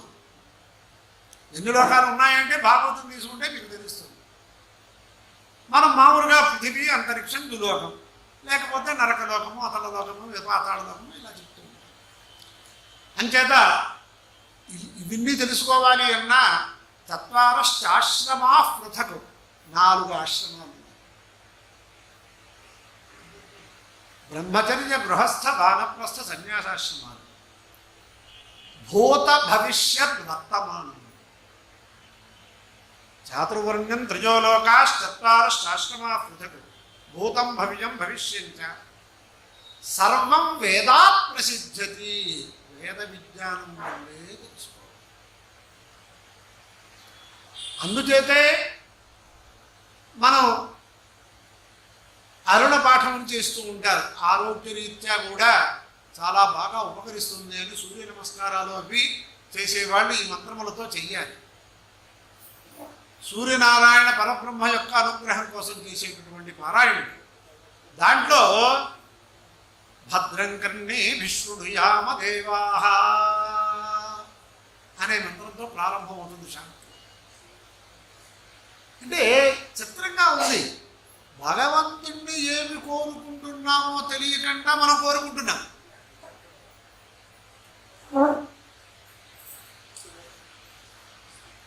ఏమిటి కోరుకుంటున్నాం ఈ మంత్రం వల్ల? మొట్టమొదట భగవంతుడిని కోరుకునేటటువంటి విషయాలు. దాంట్లో అనేక గొప్ప విషయాలు మనకి చాలా ఉన్నాయి. మనకు ఉపకరించే విషయాలు ఉన్నాయి, మనకి ఆరోగ్యాన్ని చేకూర్చే విషయాలు ఉన్నాయి, చాలా ఉన్నాయి దాంట్లో. కానీ మొట్టమొదట భద్రం కర్ణేభిః శృణుయామ దేవాః అంటున్నారు. హే దేవాః యుష్మత్ ప్రసాదేన వయం సర్వే కర్ణేభి ఆచార్య అంతేవాసి రూపాణం అస్మాకం కర్ణేభి కర్ణై భద్రం కళ్యాణం వేదవాంగ్మయ స్వరూపం శ్రోతుం సమర్థాస్యామ. భగవంతుణ్ణి మనకి ఎటువంటి సామర్థ్యం ఇవ్వాలని కోరుకుంటున్నామంటే మొట్టమొదటిగా ధనం కాదు, ఆరోగ్యం కాదు, ఏమీ కాదు, మంచి వైదిక వాంగ్మయంలో ఉండేటటువంటి విషయములను వినటానికి శక్తియుక్తులు మనం కోరుకుంటున్నాము. ఇది మనకి తెలుసా? నిన్న శాంతి శబ్దాన్ని 3 సార్లు చెబితే ఉండేటటువంటి ఫలాన్ని చెప్పుకొచ్చాను. ఆధ్యాత్మిక, ఆదిభౌతిక, ఆదిదైవిక ఉపద్రవములు లోకానికి ఉండకుండా ఉండాలి అని నిన్న చెప్పాను. అందుచేత ఇక్కడే ఉంటున్నారు. నేను అసలు వినటానికి సమర్థుడిని అవ్వాలి. ఆ తర్వాత ఏదైనా మనం చేయడానికి ఉద్యుక్తులు అవుతాం అనే దానివల్ల ఈ భూత భవిష్యత్ వర్తమాన విషయములు ఇవన్నీ చెప్పడానికి ఈ వైదిక వాంగ్మయం తప్ప ఇంకోటి ఏమైనా ఉందా? ఎవరైనా ఆలోచించండి. లేదు. కానీ అది వినటానికే మనకు ఆసక్తి లేదే. కానీ నిన్న నేను చెప్పారు సుందరకాండ పారాయణ మనం ఏ ప్రకారంగా మనం కావ్యం కోసం చేస్తున్నామో చేస్తున్నాం కార్యక్రమం. ఒక ఆయన వచ్చి ఇతర దేశంలో ఉండే ఆయన ఏదో ఆధ్యాత్మికంగా నేనే తెలివైన వాడిని, నేనే ఆర్గ్యుమెంట్ చెయ్యగలను అనుకునే ఒక మహానుభావుడు నా దగ్గరికి వచ్చాడు. ఆ మాట ఈ మాట అయిపోయిన తర్వాత మీరు ఎన్ని చెప్పినా సరే బుద్ధిజం బౌద్ధంలోనూ అక్కడ ఉండే విషయాలు నాకు బాగా నచ్చేయండి అని ఆయన ఏదో ఒక తాపత్రయంగా ప్రతిపాదన చేయటానికి. సరే ఏం చేయాలి చాలాసేపు మాట్లాడారు. అన్నాను మీరు చెప్పింది వింటామండి, వినాలి. నేను ఒక్క ప్రశ్న చేస్తాను. మీరు కూడా చిన్నతనంలో ఇండియాలో ఆంధ్రప్రదేశ్లో ఒక గ్రామంలో ఉన్నవాళ్లే కదా. మన దగ్గర ఉన్న వస్తువుని ఇంకోళ్ళ దగ్గర ఎవరి దగ్గర అప్పు తెచ్చుకుంటామా మనం? సంప్రదాయంలోనూ ఇంట్లో బియ్యం నిండుకున్నాయి, ఎవరి దగ్గరికైనా వెళ్ళి తెచ్చుకుంటాం. మనకి లేని తప్పు చేస్తామా, ఉన్న తప్పు చేస్తామా? మీరు ఇతర మతాల్లో ఏదైతే మంచి ఉందని అన్నారో అవన్నీ నేను ఇక్కడ చూపిస్తాను. అక్కడ లేని విషయం కూడా నేను ఇక్కడ చూపిస్తాను. అందుచేత మనం ఏదో వాళ్ళ ఎంతో ఆదరాభిమానములతోటి దానికి మీరు ఇష్టపడితే బాగుండు, కానీ అదే సత్యమని మాత్రం మీరు అనద్దు అని చెప్పాను. చేత ఆ ప్రకారంగా చూస్తే ఇలాంటి విషయాలు చాలా చాలా తెలుసుకోవడానికి ఉన్నాయి. కానీ అల్పశ్యకాలో బహవశ్య విగ్రహ ఇవాళ 4వ రోజు కార్యక్రమంలో ఇప్పుడు ఎంతో కొంత ఉపనయన వివాహ సంస్కారములు శతరుద్రియం గురించి కూడా ఎంతో కొంత మనం తెలుసుకోవలసిన విషయంలో ఉపనయనం గురించి కొంతమంది వచ్చారు కాబట్టి, ఉపనయన సంస్కారం పొందిన వాళ్ళు వచ్చారు కాబట్టి, ఉపనయన సంస్కారం స్వీయంగా లేకపోయినా ఉపనయన సంస్కారానికి బంధువులు మిత్రుల్లో ఎవరి దగ్గరికైనా ఎవరింటికైనా వెళ్ళి చూసిన వాళ్ళు కూడా ఉన్నారు కాబట్టి ఉపనయన సంస్కారం గురించి కొంతవరకు చెప్పి నేను ఇవాళ ప్రసంగాన్ని ఉపసంహరిస్తాను. ఉపనయనం విద్యార్థస్య శృతితస్య పురస్కారః అన్నారు. అనేక సంస్కారములు ఉన్నాయి. ఇవాళ ఈ ఊళ్ళోనే వాళ్ళ పూర్వపురుషులు ఎవరు ఉపనయన సంస్కారం పొందకపోయినా నువ్వు పొందవచ్చు, నువ్వు ఎవరివైనా, చివరికి అమెరికన్ అయినా సరే ఆడవాళ్ళైనా సరే ఉపనయన సంస్కారం పొందొచ్చు అని ఉపనయన సంస్కారాలు చేస్తున్న వాళ్ళు కూడా ఇక్కడ ఉన్నారు. కొంతమంది ఏమీ అనుమానం లేదు. వాళ్ళకి స్వబుద్ధి ప్రామాణ్యంగానే శాస్త్రం ప్రమాణం కాదు. వాళ్ళకి భగవద్గీత మంచిదే అని చెబుతారు. మళ్ళీ దాంట్లో తస్మాత్ శాస్త్రం ప్రమాణంతే కార్యాకార్యం వ్యవస్థితవు. నువ్వు ఏ పని చెయ్యాలి, ఏ పనిని విడిచిపెట్టాలి, అక్కడ నీకు ప్రమాణం ఏమిటి? స్వబుద్ధి కాదు. శాస్త్రం చెప్తే చెయ్యి. డాక్టర్ చెప్పినట్టుగా మనం వైద్యం చేయించుకోవాలా, మన ఇష్టం వచ్చినట్టు డాక్టర్లు వైద్యం చేయాలా అనే దాని గురించి కూడా నిన్ను మాట్లాడుకున్నాం. దాంట్లోనే తస్మాత్ శాస్త్రం ప్రమాణంతే కార్యాకార్యం వ్యవస్థితం అన్నదానికి ముందు శాస్త్ర విధి ఉత్సృజ్య వర్తతే కామకారత నసిద్ధిమవాప్నోతి నా సుఖన్న పరాంగతి. నువ్వు శాస్త్ర విధానాన్ని విడిచిపెట్టి స్వేచ్ఛగా ఇవాళ కొంతమంది ఆడవాళ్ళు కూడా పిండ ప్రదానాలు చేసేస్తున్నారు, దాని ఫోటోలు చేస్తున్నారు. ఎందుకు చెయ్యకూడదని అడుగుతున్నారు. ఇవాళ ఎంత విప్లవం, ఈ లోకం ఇలా ఉంది అంటే ఇవాళ ఆధ్యాత్మికత పెరుగుతోందా తగ్గుతోందా? ఏం చెయ్యాలి? వాళ్ళు తెలుసుకుంటున్నారా, నమ్ముతున్నారా, నమ్మట్లేదా? అంటే వీళ్ళందరూ చేస్తే పొలం ఉంది, మా నాన్నకి మేమే కూతుళ్ళాం, మేమే చేస్తాం అని అంత బాధ్యతగా మాట్లాడుతున్నారని సంతోషించాలా? వాళ్ళకి ఇంకా బాధలు కలగటానికి ఇతర లోకాల్లో ప్రయత్నం చేస్తున్నారని బాధపడాలి. లేదా అలాంటి వాళ్ళకి ద్రవ్యం వస్తుంది, ఎలాగో వల్లగా ఏదో కార్యక్రమం ఉంటే కానీ వాళ్ళ దగ్గర ఉంటే ద్రవ్యం బయటికి రాదని సంతోషించాలి. లోకల్లో ఇలా ఉంది వ్యవహారం. అంటే దానికే చెప్పాను ఒకసారి, ఎక్కడో టీవీలో చెప్పవలసి వచ్చినప్పుడు ఏదో ఇంటర్వ్యూ చేస్తే చెప్పాను, నాయన మనందరం కూడా అర్ధగరతి న్యాయంగా ఉన్నాము అన్నాను. అంటే ఏమిటి అంటే ఒక కోడిగుడ్డు ఉంది అంటే గణపతి గారు కోడిగుడ్డు గురించి మాట్లాడారు కానీ అనంత శాస్త్రంలో ఇవన్నీ కూడా చెప్పారు. మనకి ఏది ఏ ప్రకారంగా లోకానికి తెలుస్తుందో అటువంటి ఉదాహరణలు ఇచ్చారు వాళ్ళు. ఎప్పుడు ఏ ఉదాహరణ ఇవ్వాలో కూడా వాళ్ళే చెప్పారు. నువ్వు ప్రవృత్తి మార్గంలో ఉన్నావా, నివృత్తి మార్గంలో ఉన్నావా? ఇప్పుడు నారీ స్తనభర నాభీదేశం దృష్ట్వా మోగా మోహావేశం ఏతన్ మాంసం అవసాది వికారం మనసి విచింతై వారం వారం అన్నది సన్యాసి వైరాగ్యంతో ఉన్నవాడికి చెప్పవలసింది, పెళ్లి చేసుకుందాం అనుకునేవాడికి కాదు. ఎవరికి ఏం మాట చెప్పాలో తెలుసుకోవాలిగా మనం అనే ఉద్దేశంతో ఇప్పుడు ఏమిటి ఏ విషయంలో ఉన్నాం మనం? అసలు ఏమైనా వింటున్నారా లేదా అని. అది అన్నట్టు వాడు బాగా తెలివైన వాట ఒకటే ఉందిటే, వాడు అన్నట్ట సగం తీసేసి సగం ఏమో తినేస్తాను సగం ఏమో పొదిగిస్తాను అన్నట్టు. ఇది ఎక్కడైనా సంభవం అవుతుందా? పూర్తిగా దాన్ని పొదిగిస్తేనా పొదిగించాలి, తినైనా తినాలి. అలాగా శాస్త్రాన్ని పూర్తిగా విశ్వాసంలోనే తీసుకోవాలి, పూర్తిగా మానేయినా మానేయాలి. చెయ్యాలి, మాతాపితృడికి కర్మ చెయ్యాలి అనే దగ్గర విశ్వాసం తీసుకుని ఎలా చెయ్యాలో అక్కర్లా వీళ్ళకి.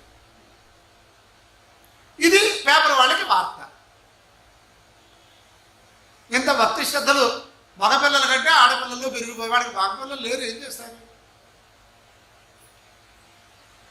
అందుచేత లోకం భార్యాభర్త పరస్పరం అని పిల్లలు లేకపోతే భార్య మీద కర్తవ్యం వేసి బ్రాహ్మణ చేత చేయించాలి.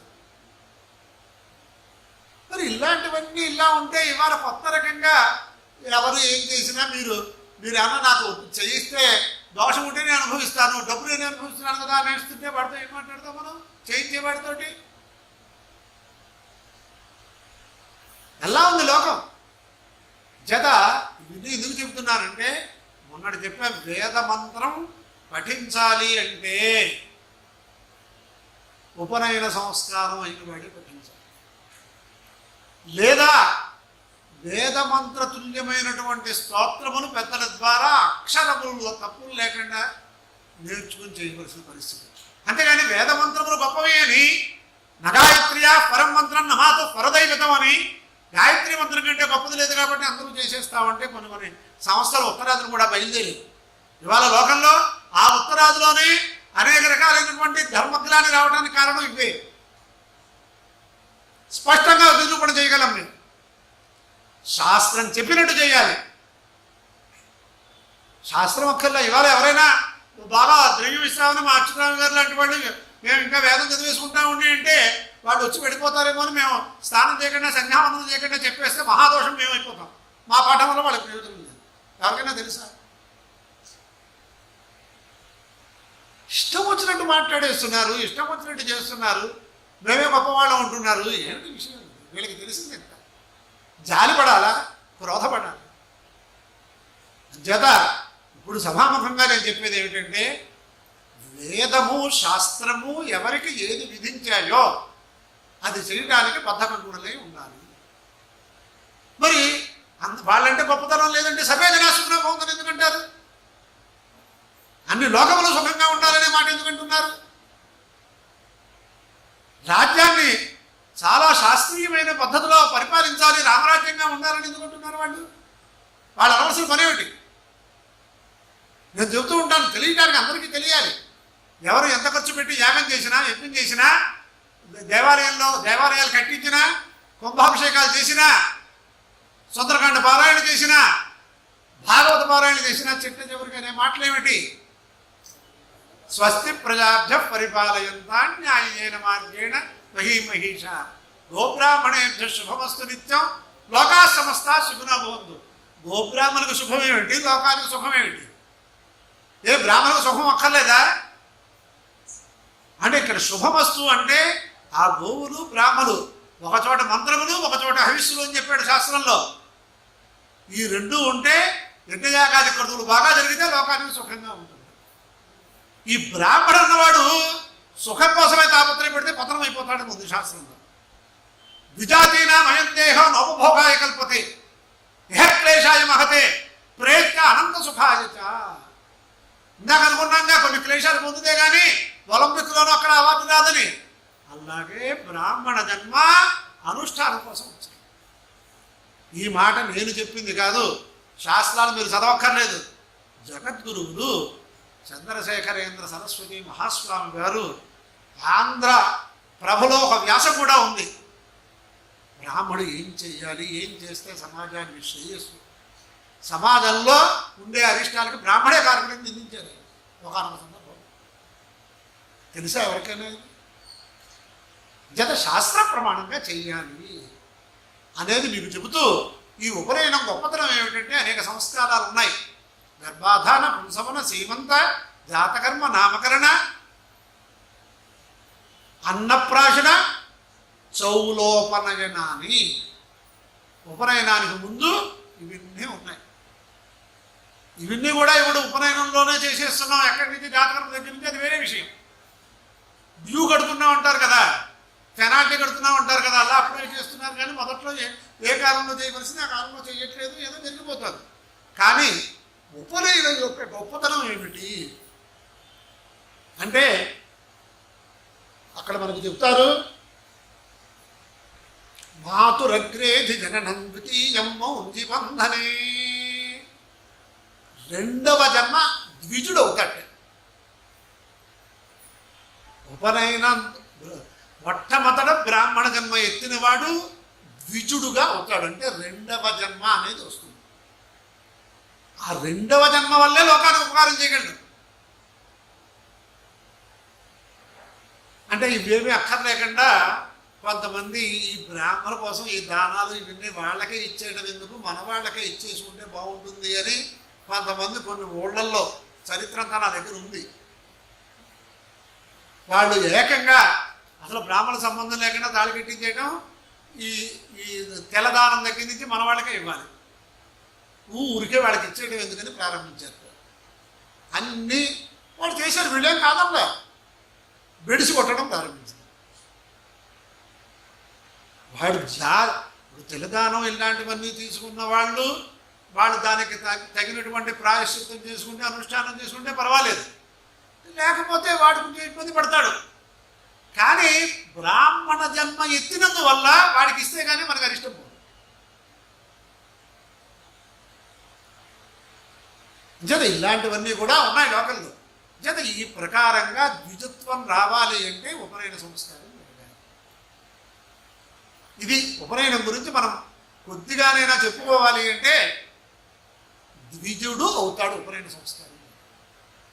కామకోటి మహాస్వామి గారు ఆయన తీర్థానికి వస్తుంటే మనకి పైన కండువా ఇలా కట్టుకుని వెళ్ళి తీర్థం పుచ్చుకోవడం ఒక సంప్రదాయం ఉంది కదా. అలా వస్తే ఆ పిల్లవాడిని చూసేటప్పటికి తీర్థం ఇవ్వడం ఆపేసేవాడు. వాడు ఉపనయన వయస్సు వెళ్ళిపోతుంది. 8వ సంవత్సరం నుంచి 16వ సంవత్సరం, ఇంకా కావాలంటే 6వ సంవత్సరం నుంచే ప్రారంభం. మరి వాడికి వెళ్ళిపోతుందని చెప్పి ఆపేసి ఆ ఊళ్ళో నేను ఇంకా వారం రోజులు ఉంటాను, మీరు ఉపనయనం చేసి తీసుకురండి, ఇప్పుడు దీక్షాన్ని ఇస్తారంటే అప్పటికప్పుడు ఉపనయనం చేసిన వాళ్ళు ఉన్నారు పెద్దస్వామి వారు. మరి ఎందుకు చేయించారు? ఆయన ఆ వంశానికి లోకానికి ఉపకారం జరగడానికి చేయించారు. వాడు ఉపనయన సంస్కారాన్ని సక్రమంగా పొందిన వాడు వేదాధ్యయనం చేస్తే లోకానికి క్షేమం. అంచేత అటువంటి సంస్కారాల్లో ఉత్తమమైన సంస్కారం ఉపనయన సంస్కారం. ఉపనయన సంస్కారం ద్వారా వచ్చేటటువంటి ప్రయోజనాలు లోకానికి ఉండొచ్చు, వంశానికి ఉండొచ్చు. కానీ వాడికి ఎటువంటి ప్రయోజనాలు కావాలో వస్తాయో అది ఎవరు తెలుసుకోవాలి అంటే మాతృమూర్తులు తెలుసుకోవాలి ముందుగా. వీడు ఉద్యోగాలు వ్యవహారాలు ఖాళీ లేకుండా ఈ దీంట్లో పడిపోయారుగా, వాట్సాప్లోను స్టేటస్లోను దీంట్లోనూ ఫేస్బుక్లోను. అమ్మగారికి తెలియాలి. ఉపనయనం యొక్క గొప్పతనం అమ్మగారికి తెలిస్తే తప్పనిసరిగా చేయిస్తారు. ఇంకా పౌరు పెట్టేస్తారు వాళ్ళు. అది కూడా తెలియకుండా చేసేస్తున్నాం మనం. వాళ్ళకి తెలుసుకుందామని ఇచ్చి ఉన్నా ఎవడు చెప్పేవాళ్ళు లేడు. ఇందాక చెప్పానుగా, ఉపనయనం వెళ్ళిన వాళ్ళు 2 దృశ్యాలు చూస్తారు. మీరందరూ కూడా ఆలోచించుకోండి. మొట్టమొదట ఒకసారి ఆ ఆచార్యుడి స్థానంలో ఉండే తండ్రి గారు, ఆయన బ్రహ్మగారు ఒక పటాస్తరణం, ఒక చాపు వాళ్ళు ముగ్గురు పెట్టుకుని ఒక మంత్రోపదేశం చేస్తారు. రెండవసారి ఇంకోసారి చేస్తారు. దాంట్లో లిస్టులో 2 చాపులను వేస్తారు. లోకంలో ఉన్న విషయం చెప్తున్నా, మనకు తెలియాలి విషయం. మొదట చేసేది సుముహూర్త కాలంలో చేసేది బ్రహ్మోపదేశం. రెండవసారి చేసేది సావిత్రి ఉపదేశం, గాయత్రి ఉపదేశం. ఈ బ్రహ్మోపదేశం యొక్క గొప్పతనం తెలియాలి ముందు. బ్రహ్మోపదేశం పాపం వాళ్ళు ఇంతమంది ఉంటే వాళ్ళు ఎవరికి వినిపించకుండా ఆ తండ్రి గారు కొడుకు చెవిలో చెప్పాలి తప్ప ఆ మంత్రం కొడుకు చెప్పక్కర్లేదు మొదటిసారి. రెండవసారి తండ్రి గారు చెప్పింది కొడుకు చెప్పాలి రెండవసారి. ఇవి 2 రకాలైనటువంటి ఉపదేశం. ఈ బ్రహ్మోపదేశం యొక్క గొప్పతనం ఏమిటి అంటే, లోకంలో సరదాగా అంటూ ఉంటాను, అతి రహస్యం పట్టబయలు చేస్తున్నాను నేను ఇప్పుడు. బ్రహ్మోపదేశం అంటే ముహూర్తకాల ఆత్మనస్సమీపమానయతి సుప్రజా ఇది దక్షిణే కర్ణే జపతి. ఎవరు ఉపనయనం చేసినా ఒకసారి పిల్లలకి చేస్తే గుర్తు తెచ్చుకోండి, లేదా చెయ్యాలి అంటే తెలుసుకోండి. ఈ ముహూర్తకాలంలో జీలకర్ర బెల్లం పెడతారు కదా, పెట్టిన తర్వాత అదే సమయంలో కొంచెం దగ్గరికి లాగి ఈ పటాస్కరణం చేసి వాడి చెవిలో చెప్తాడు తండ్రి గారు. సుప్రజా ప్రజయా భూయా సువీరో వీరై సువర్చా వర్చస సుపోష పోషై. ఇదే మంత్రం. ఇంతకంటే వేరే మంత్రం ఏమీ లేదు అక్కడ చెప్పే మంత్రం. ఏమిటి మంత్రం యొక్క అర్థం? ఆయన ఉపనయనం అనేది తన కొడుకుకి చేసే ఆనందంలో ఆ చేసేటటువంటి భాగ్యాన్ని తెలుసుకున్నటువంటి వాడై, దాని యొక్క గొప్పతనాన్ని తెలుసుకున్నవాడై ఏమన్నాడంటే, హే మానవక పుత్ర ప్రజయా సుప్రజా భూయా అని తెలిసాడు. వాడికి 5వ సంవత్సరం నుంచి దానికి కాలం. మామూలుగా గర్భాష్టమేషు బ్రాహ్మణం ఉపనయత అన్నప్పుడు అష్టమేషు ఇత్యత్ర బహువచన సామర్థ్యాత్ గర్భషష్ఠ గర్భసప్తమ గర్భాష్టమ అంటే గర్భషష్టం అంటే 5వ సంవత్సరం. గర్భంలో ఉంటే ఇంకొక సంవత్సరం వస్తుంది. అప్పటి నుంచి ఆషోడశ బ్రాహ్మణం ఉపనయనం అంటే 16 సంవత్సరాల దాకా కాలం, ముఖ్యకాలం గౌడకాలం. తర్వాత చేస్తే అదేదో పెళ్లికి ముందు యజ్ఞోపేతం ఉందా లేదా అని చేయడం కోసమే తప్ప దానికి అదంతా వేరే విషయం. దానికి ప్రాయశ్చిత్తాలు అంతా వేరేగా ఉన్నాయి. ఇప్పుడు గర్భాష్టమేషం అందే తీసుకున్నాం. 8వ ఏట ఉపనయనం చేస్తుంటే వీడు రేపొద్దున్న వేదాధ్యయనం అయ్యాక సన్యాసాశ్రమానికి వెళ్తాడా గృహస్థాశ్రమానికి వెళ్తాడా కూడా తెలియదు. అప్పుడు ఏం చేస్తున్నారంటే, నాయనా నువ్వు కనుక గృహస్థాశ్రమం స్వీకరిస్తే ప్రజయా సుప్రజా భూయా, నాకు ఇవాళ నీకు ఉపనయనం చేసే యోగ్యత ఎలా పరమాత్మ అనుగ్రహించాడో నీకు కూడా అటువంటి సత్సంతానం కలగాలి అని అప్పుడు కోరాడు. మనం పుట్టిన వెంటనే వాళ్ళకి ఎటువంటి ఇబ్బందులు రాకుండా పీసీజీ, పోలియో డ్రాప్స్ ఇంకా అనేక డ్రాప్స్లు ఎలా అయితే వేసేస్తున్నామో, వాడు భవిష్యత్తులో గృహస్థాశ్రమం స్వీకరిస్తే నీకు సత్సంతానం కలగాలి అని ఉపనయన ముహూర్త కాలంలో వాడిని ఆశీర్వదనం చేస్తూ పరమాత్మని ప్రార్థన చేస్తున్నారు. సుప్రజా ప్రజయా భూయా అంటే సత్సంతానం కలగాలి అని. సువీరో వీరై సువర్చా వర్చసా, ఇక్కడ ప్రజలు చెప్పారు భగవంతుడి వల్ల ఇవాళకి కూడా పిల్లల్ని కనద్దని వాళ్ళు చెప్పేశారు. అది అలవాటు అడిపోయి చివరిగా ఆడ మగానైనా ఇద్దరు ఉంటే బాగుంటుందని కొంతమంది తాపత్రయపడుతున్నారు. అంటే ఆడపిల్ల కూడా కావాలి, కన్యాదానం చేసుకోవాలి, ఇంట్లో ఉండాలని అనుకుంటున్నారు. ఇటు పైన మళ్ళీ వృద్ధులు పెరిగిపోతున్నారు, ఈ చిన్నవాళ్ళు లేరు అని ఎంతంత ప్రోత్సాహాలు ఇతర దేశాల్లో ఇస్తున్నారు కూడా తెలియని వాడు ఏం కాదు మనం. అంచేత కూతురు కూడా ఉంటే ఆ కుర్రాడికి ఇక్కడ ఆశీర్వచనం చేస్తున్నారు. నీకు అమ్మాయి కూడా ఉంటే పుత్రులు చెప్పాం కాబట్టి దౌహిత్రులు కూడా నీకు కలగాలి. సువీరో వీరై, వాడు కూడా ధర్మ మార్గంలోనే ఉండాలి. స్మితి పూజాయాం, అగ్నిని సంబోధించే నేనజ సుపథారాయే అస్మాన్ అన్నప్పుడు సుపథారాయి మంచి మార్గం ముందు మమ్మల్ని ప్రవేశపెట్టాలంటే, మంచి మార్గం అంటే మనకు కుదుపులు అవి లేకుండా, స్పీడ్ బ్రేకర్స్ లేకుండా, మధ్య మధ్యలో సిగ్నల్స్ లేకుండా ఉండే రోడ్డు కాదు. అక్కడ మంచి మార్గం అంటే వేదశాస్త్రములు అంగీకరించినటువంటి మార్గం ద్వారా మమ్మల్ని గమనం చేసేటటువంటి మాకు యోగ్యతను కల్పించని చెప్తున్నారు. అలాగే ఇక్కడ కూడా నీకు సత్సంతానం కలగాలి, ధర్మ మార్గంలో ఉండాలి అని ఉపనయనం నాడు వాడికి ఉపనయనం బ్రహ్మోపదేశం చేస్తున్నారు. అంటే బాగుందండి అన్నీ చేసేస్తున్నారు, ఇంకా మనకి ఏదైనా రాయడానికి అధికారం ఉంటే లాయర్లు ఉన్నారు కాబట్టి విశాఖపట్నం కూడా ఎవరికైనా మనకు ఇష్టం వచ్చినప్పటికీ వాళ్ళకి రాసేయచ్చు. రిజిస్టర్ ఆఫీసులో మనం ఏదైనా చలామణి చేసేస్తే అది కాదు కదా. మరి ఈ రెండు చెప్పామంటే దానికి కావాల్సింది కావాలి. సువర్చా వర్చసా, దేహేంద్రియ పటుత్వం ఉంటుంది. కొంతమంది మహిళలు ఉంటారు, వాడు ఒక్కొక్కళ్ళు ఎంతమందినైనా సరే తలకాయలు లేపేయగలరు. అలాంటి వాళ్ళు కాదు. మీకు కావలసిన బలం దీనికి ఉపకరించేటటువంటి శారీరక బలం కావాలి. వాళ్ళు వేదమాత హృదయం అంటే సహస్రమాతృభ్య గరీయసి వేదమాత. ఒక పిల్లవాడిని ఒక తల్లి ఎంత చిన్నతనంలో లేస్తాడేమో, వాడికి ఏమి ఇవ్వాలి, ఏమిటి ఏమిటి ఏమిటి అని చూసుకున్నట్లుగా, ఒక మాత ఒక పిల్లవాడిని చూసుకున్నట్లుగా సహస్ర మాతృస్వరూపంగా మనం ఉద్ధరించడానికి వేదం చూస్తుంది. ఎవరిని ఎంతటి వాడినైనా సరే. అంచేత ఇప్పుడు కొంతమందికి ధనం ఉంటుంది, ఆ ధనం సద్వినియోగం అవ్వదు. స్వగుళ్ళు వ్యాపారాలు చేస్తారు, ఇంకోటి చేస్తారు, ఇంకా ఇతర దేశంలో ఉన్నారు, ఆ పేరు కూడా మనం పలకక్కర్లేదు. ఎన్ని వేల కోట్లు ఉన్నా వాడు భయపడుతూ పలకలుస్తుంది. లేకపోతే ఆ ద్రవ్యం ప్రపంచంలో విప్లవానికి ఉపకరిస్తుంది తప్ప శాంతికి ఉపయోగించింది. ధనం చూసుకోండి ఎవరైనా సరే, అది శాస్త్రంలో ఉంది.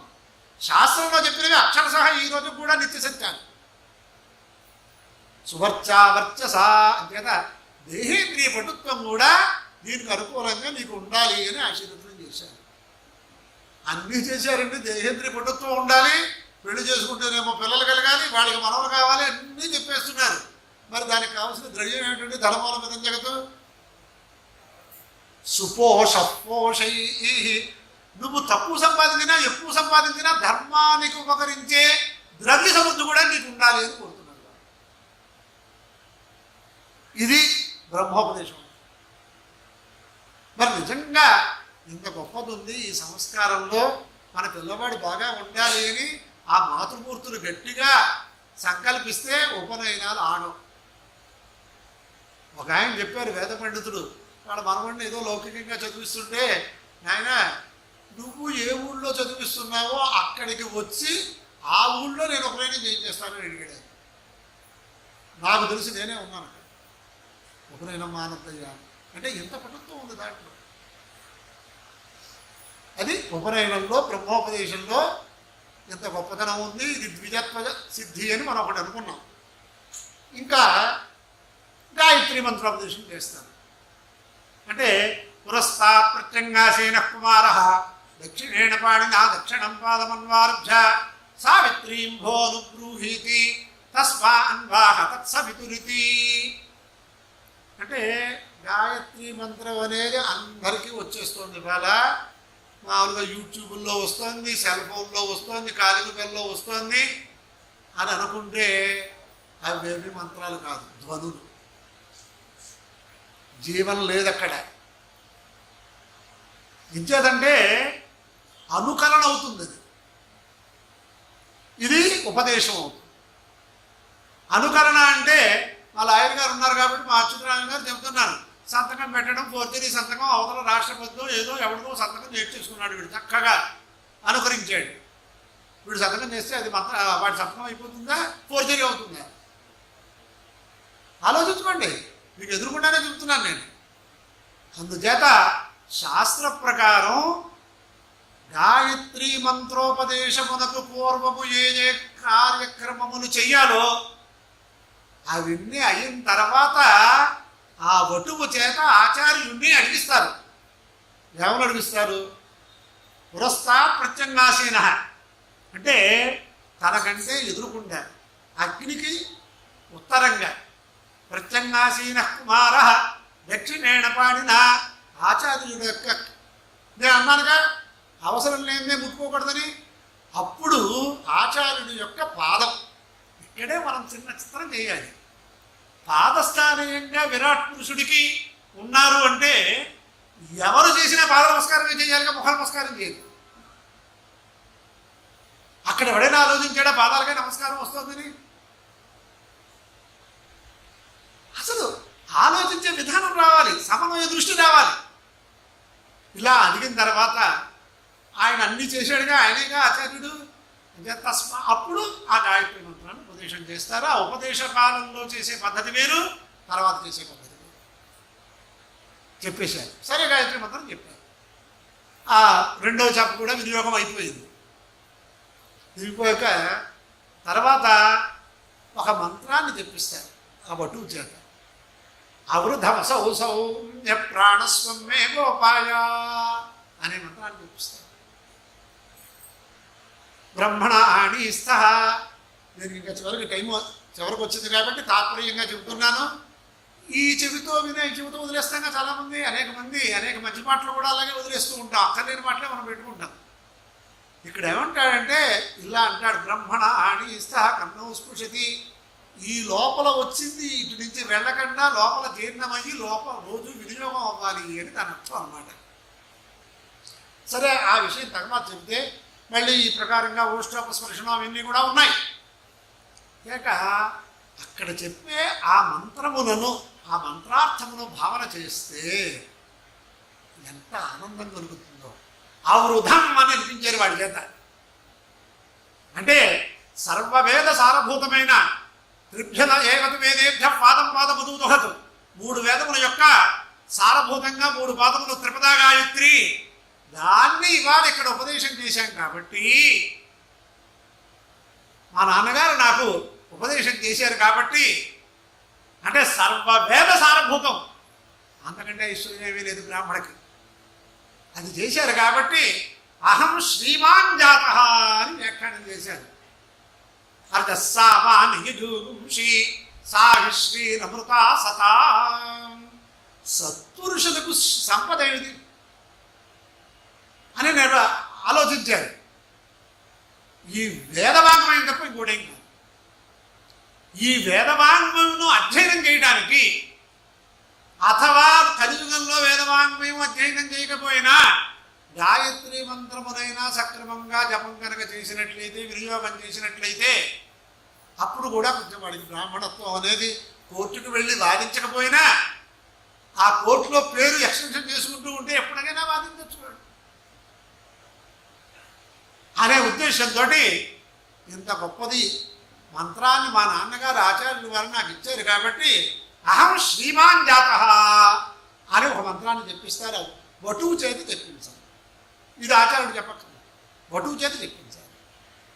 అంటే అనేక రకాలైనటువంటి శంకలు ఇక్కడ. నేను శ్రీమంతుడిని అయ్యాను అంటే మరి లోకంలో అయితే ఇన్కమ్ ట్యాక్స్ వాళ్ళని కాకేకండానే వచ్చేస్తారు. మళ్ళీ ఆ ఇన్కమ్ ట్యాక్స్ బాధ నుంచి ఎలా తప్ప మనం బయటపడాలని శివప్రసాద్ గారు లాంటి వాళ్ళని వెళ్ళి మనం ఆశ్రయిస్తాం. ఇదంతా లోక వ్యవహారం అందరికీ తెలుసున్నది. మరి ఇక్కడ నేను శ్రీమంతుడిని అయ్యాను అంటున్నాడు వాడు. మరి దానికి రక్షణ ఎవరో అంత చిన్నవాడికి. అంటే వేదమాత యొక్క దృష్టిని తెలుసుకోవటం కోసం నేను ఇంత వివరణ చేస్తున్నాను. అసౌ సౌమ్య ప్రాణస్వం మే గోపాయ అంటే ఏ సౌమ్య ప్రాణ మదీయ అంతరాత్మన్నో సర్వవ్యాపి అంతర్యామిగా నాలో కూడా ఉన్నాడు ఒక పరమాత్మ. ఈ జడదేహాన్ని చైతన్యపరిచేవాడు ఉన్నాడు లోపల. ఆయన్ని సంబోధన చేసింది అసౌ సౌమ్య. సౌమ్య అనేది ఏమిటంటే చిన్నపిల్లవాడిని రారా రారా అన్నట్టుగా అనుకూల అభిధానం శృతి. సౌమ్యేతి అనుకూల అభిధానం శృతి. అల్లా పరమాత్మని ఈ కురవాడు ప్రార్థిస్తున్నాడు. ప్రాణస్వరూప మదీయ అంతరాత్మను స్వం గాయత్ర్యాక్షందనం మదీయం మే మదీయం గాయత్ర్యాక్షందనం గోపాయ రక్షించు యథా బహి ననిర్గచ్చేత తథైవ కురు. అంటే నేను శ్రీమంతుడిని అయ్యానన్నాడు. శ్రీమంతుడైన తర్వాత లోకంలో ఎవరైతే వాచ్మెన్లు ఎంతమందిని పెట్టుకుంటున్నారో లేకపోతే సీసీ కెమెరాలు పెట్టుకుంటున్నారో ఇవేమీ అక్కర్లేకుండా ఇప్పుడైతే లాయర్లకి రేపు మనం వివాహ సంస్కారం గురించి కూడా మనం కొన్ని విషయాలు తెలుసుకోవాలి. ఇవి కావాలి. ఆ రిజిస్ట్రేషన్కి సాక్షులు కావాలి. మరి ఇదివరకు ఎవరున్నారండి సాక్షులు? విశ్వంభర కృత్తివాసా సాక్షిణ్య సర్వదేవత ఇమాంగణ్యామృతాస్యామి ధర్మకామార్థ సిద్ధయే. నేను ఇవాళ మా అమ్మాయిని తిరిగిస్తూ కన్యాదానం చేస్తున్నానంటే సాక్షులు ఎవరు? సర్వాంతర్యామి సర్వవ్యాపి పరమాత్మ విశ్వంభర కృత్తివాస సాక్షిణ్య సర్వదేవత. ఇక్కడ మన చక్షురింద్రియానికి కనిపించకపోవచ్చు, అనేక మంది దేవతలు ఉన్నారు, వాళ్ళే సాక్షులు. అవన్నీ నమ్మకాలు పోయిన తర్వాత ఇన్ని విట్నెస్లు ఇచ్చి రిజిస్ట్రేషన్ చేసి మీరు జాగ్రత్తగా విమానం ఎక్కితే విమానం దిగే లోపల విమానం దిగిన వారం రోజుల్లోనూ మళ్ళీ విడాకులకు వచ్చేస్తుంది. ఈ సాక్షులందరూ ఏమయ్యారు? అప్పుడు పెళ్ళి చేయడానికి వీళ్ళే సాక్షులు, మళ్ళీ విడాకులు తీసుకుని ఇంకో సంబంధం చూడటానికి వీళ్ళే సాక్షులు. మరి అప్పుడు దైవం మీద భారం వేశారు. చక్కగా ఉన్నాయి సంబంధాలు అనేది కూడా మనం తెలుసుకుంటే ఇక్కడ అటువంటి శ్రీమంతుడుగా ఉండటానికి తగినటువంటి ప్రక్రియ అక్కడ ఆ వటువుకి రక్షణ కూడా కల్పించిన తర్వాత ఇటుపైన బ్రహ్మచారి ధర్మాలు, అగ్ని కార్యము, సంధ్యావందనము ఇలాంటివన్నీ కూడా భగవంతుడి దయతోటి రేపు ఏదైనా నాకు తెలుసున్నంతలో వివరించడానికి ప్రయత్నం చేస్తాను. అందుచేత ఇవాళ ఇంత విశేషమైనటువంటి ఆ తుఫాను వర్షంలాగా వచ్చేసినప్పటికీ కూడా మీ పనులు మానుకుని ఇక్కడికి ఇంత భక్తి శ్రద్ధలతో వచ్చినందుకు ద్రవ్యం, నేను మొన్న చెప్పాను, ద్రవ్యం ఇచ్చేసి దుర్పేసుకోవడం చాలా సులువు. కానీ దీంట్లో ఏముంది పరమాత్మను తెలుసుకోవడానికి మీరందరూ వచ్చినందుకు, మీరు ఇక్కడికి వచ్చి ఇంతసేపు కూర్చోవడమే నాకు మహత్ సత్కారంగా నేను భావన చేసుకుంటున్నాను. స్వస్తి ఓం నమః.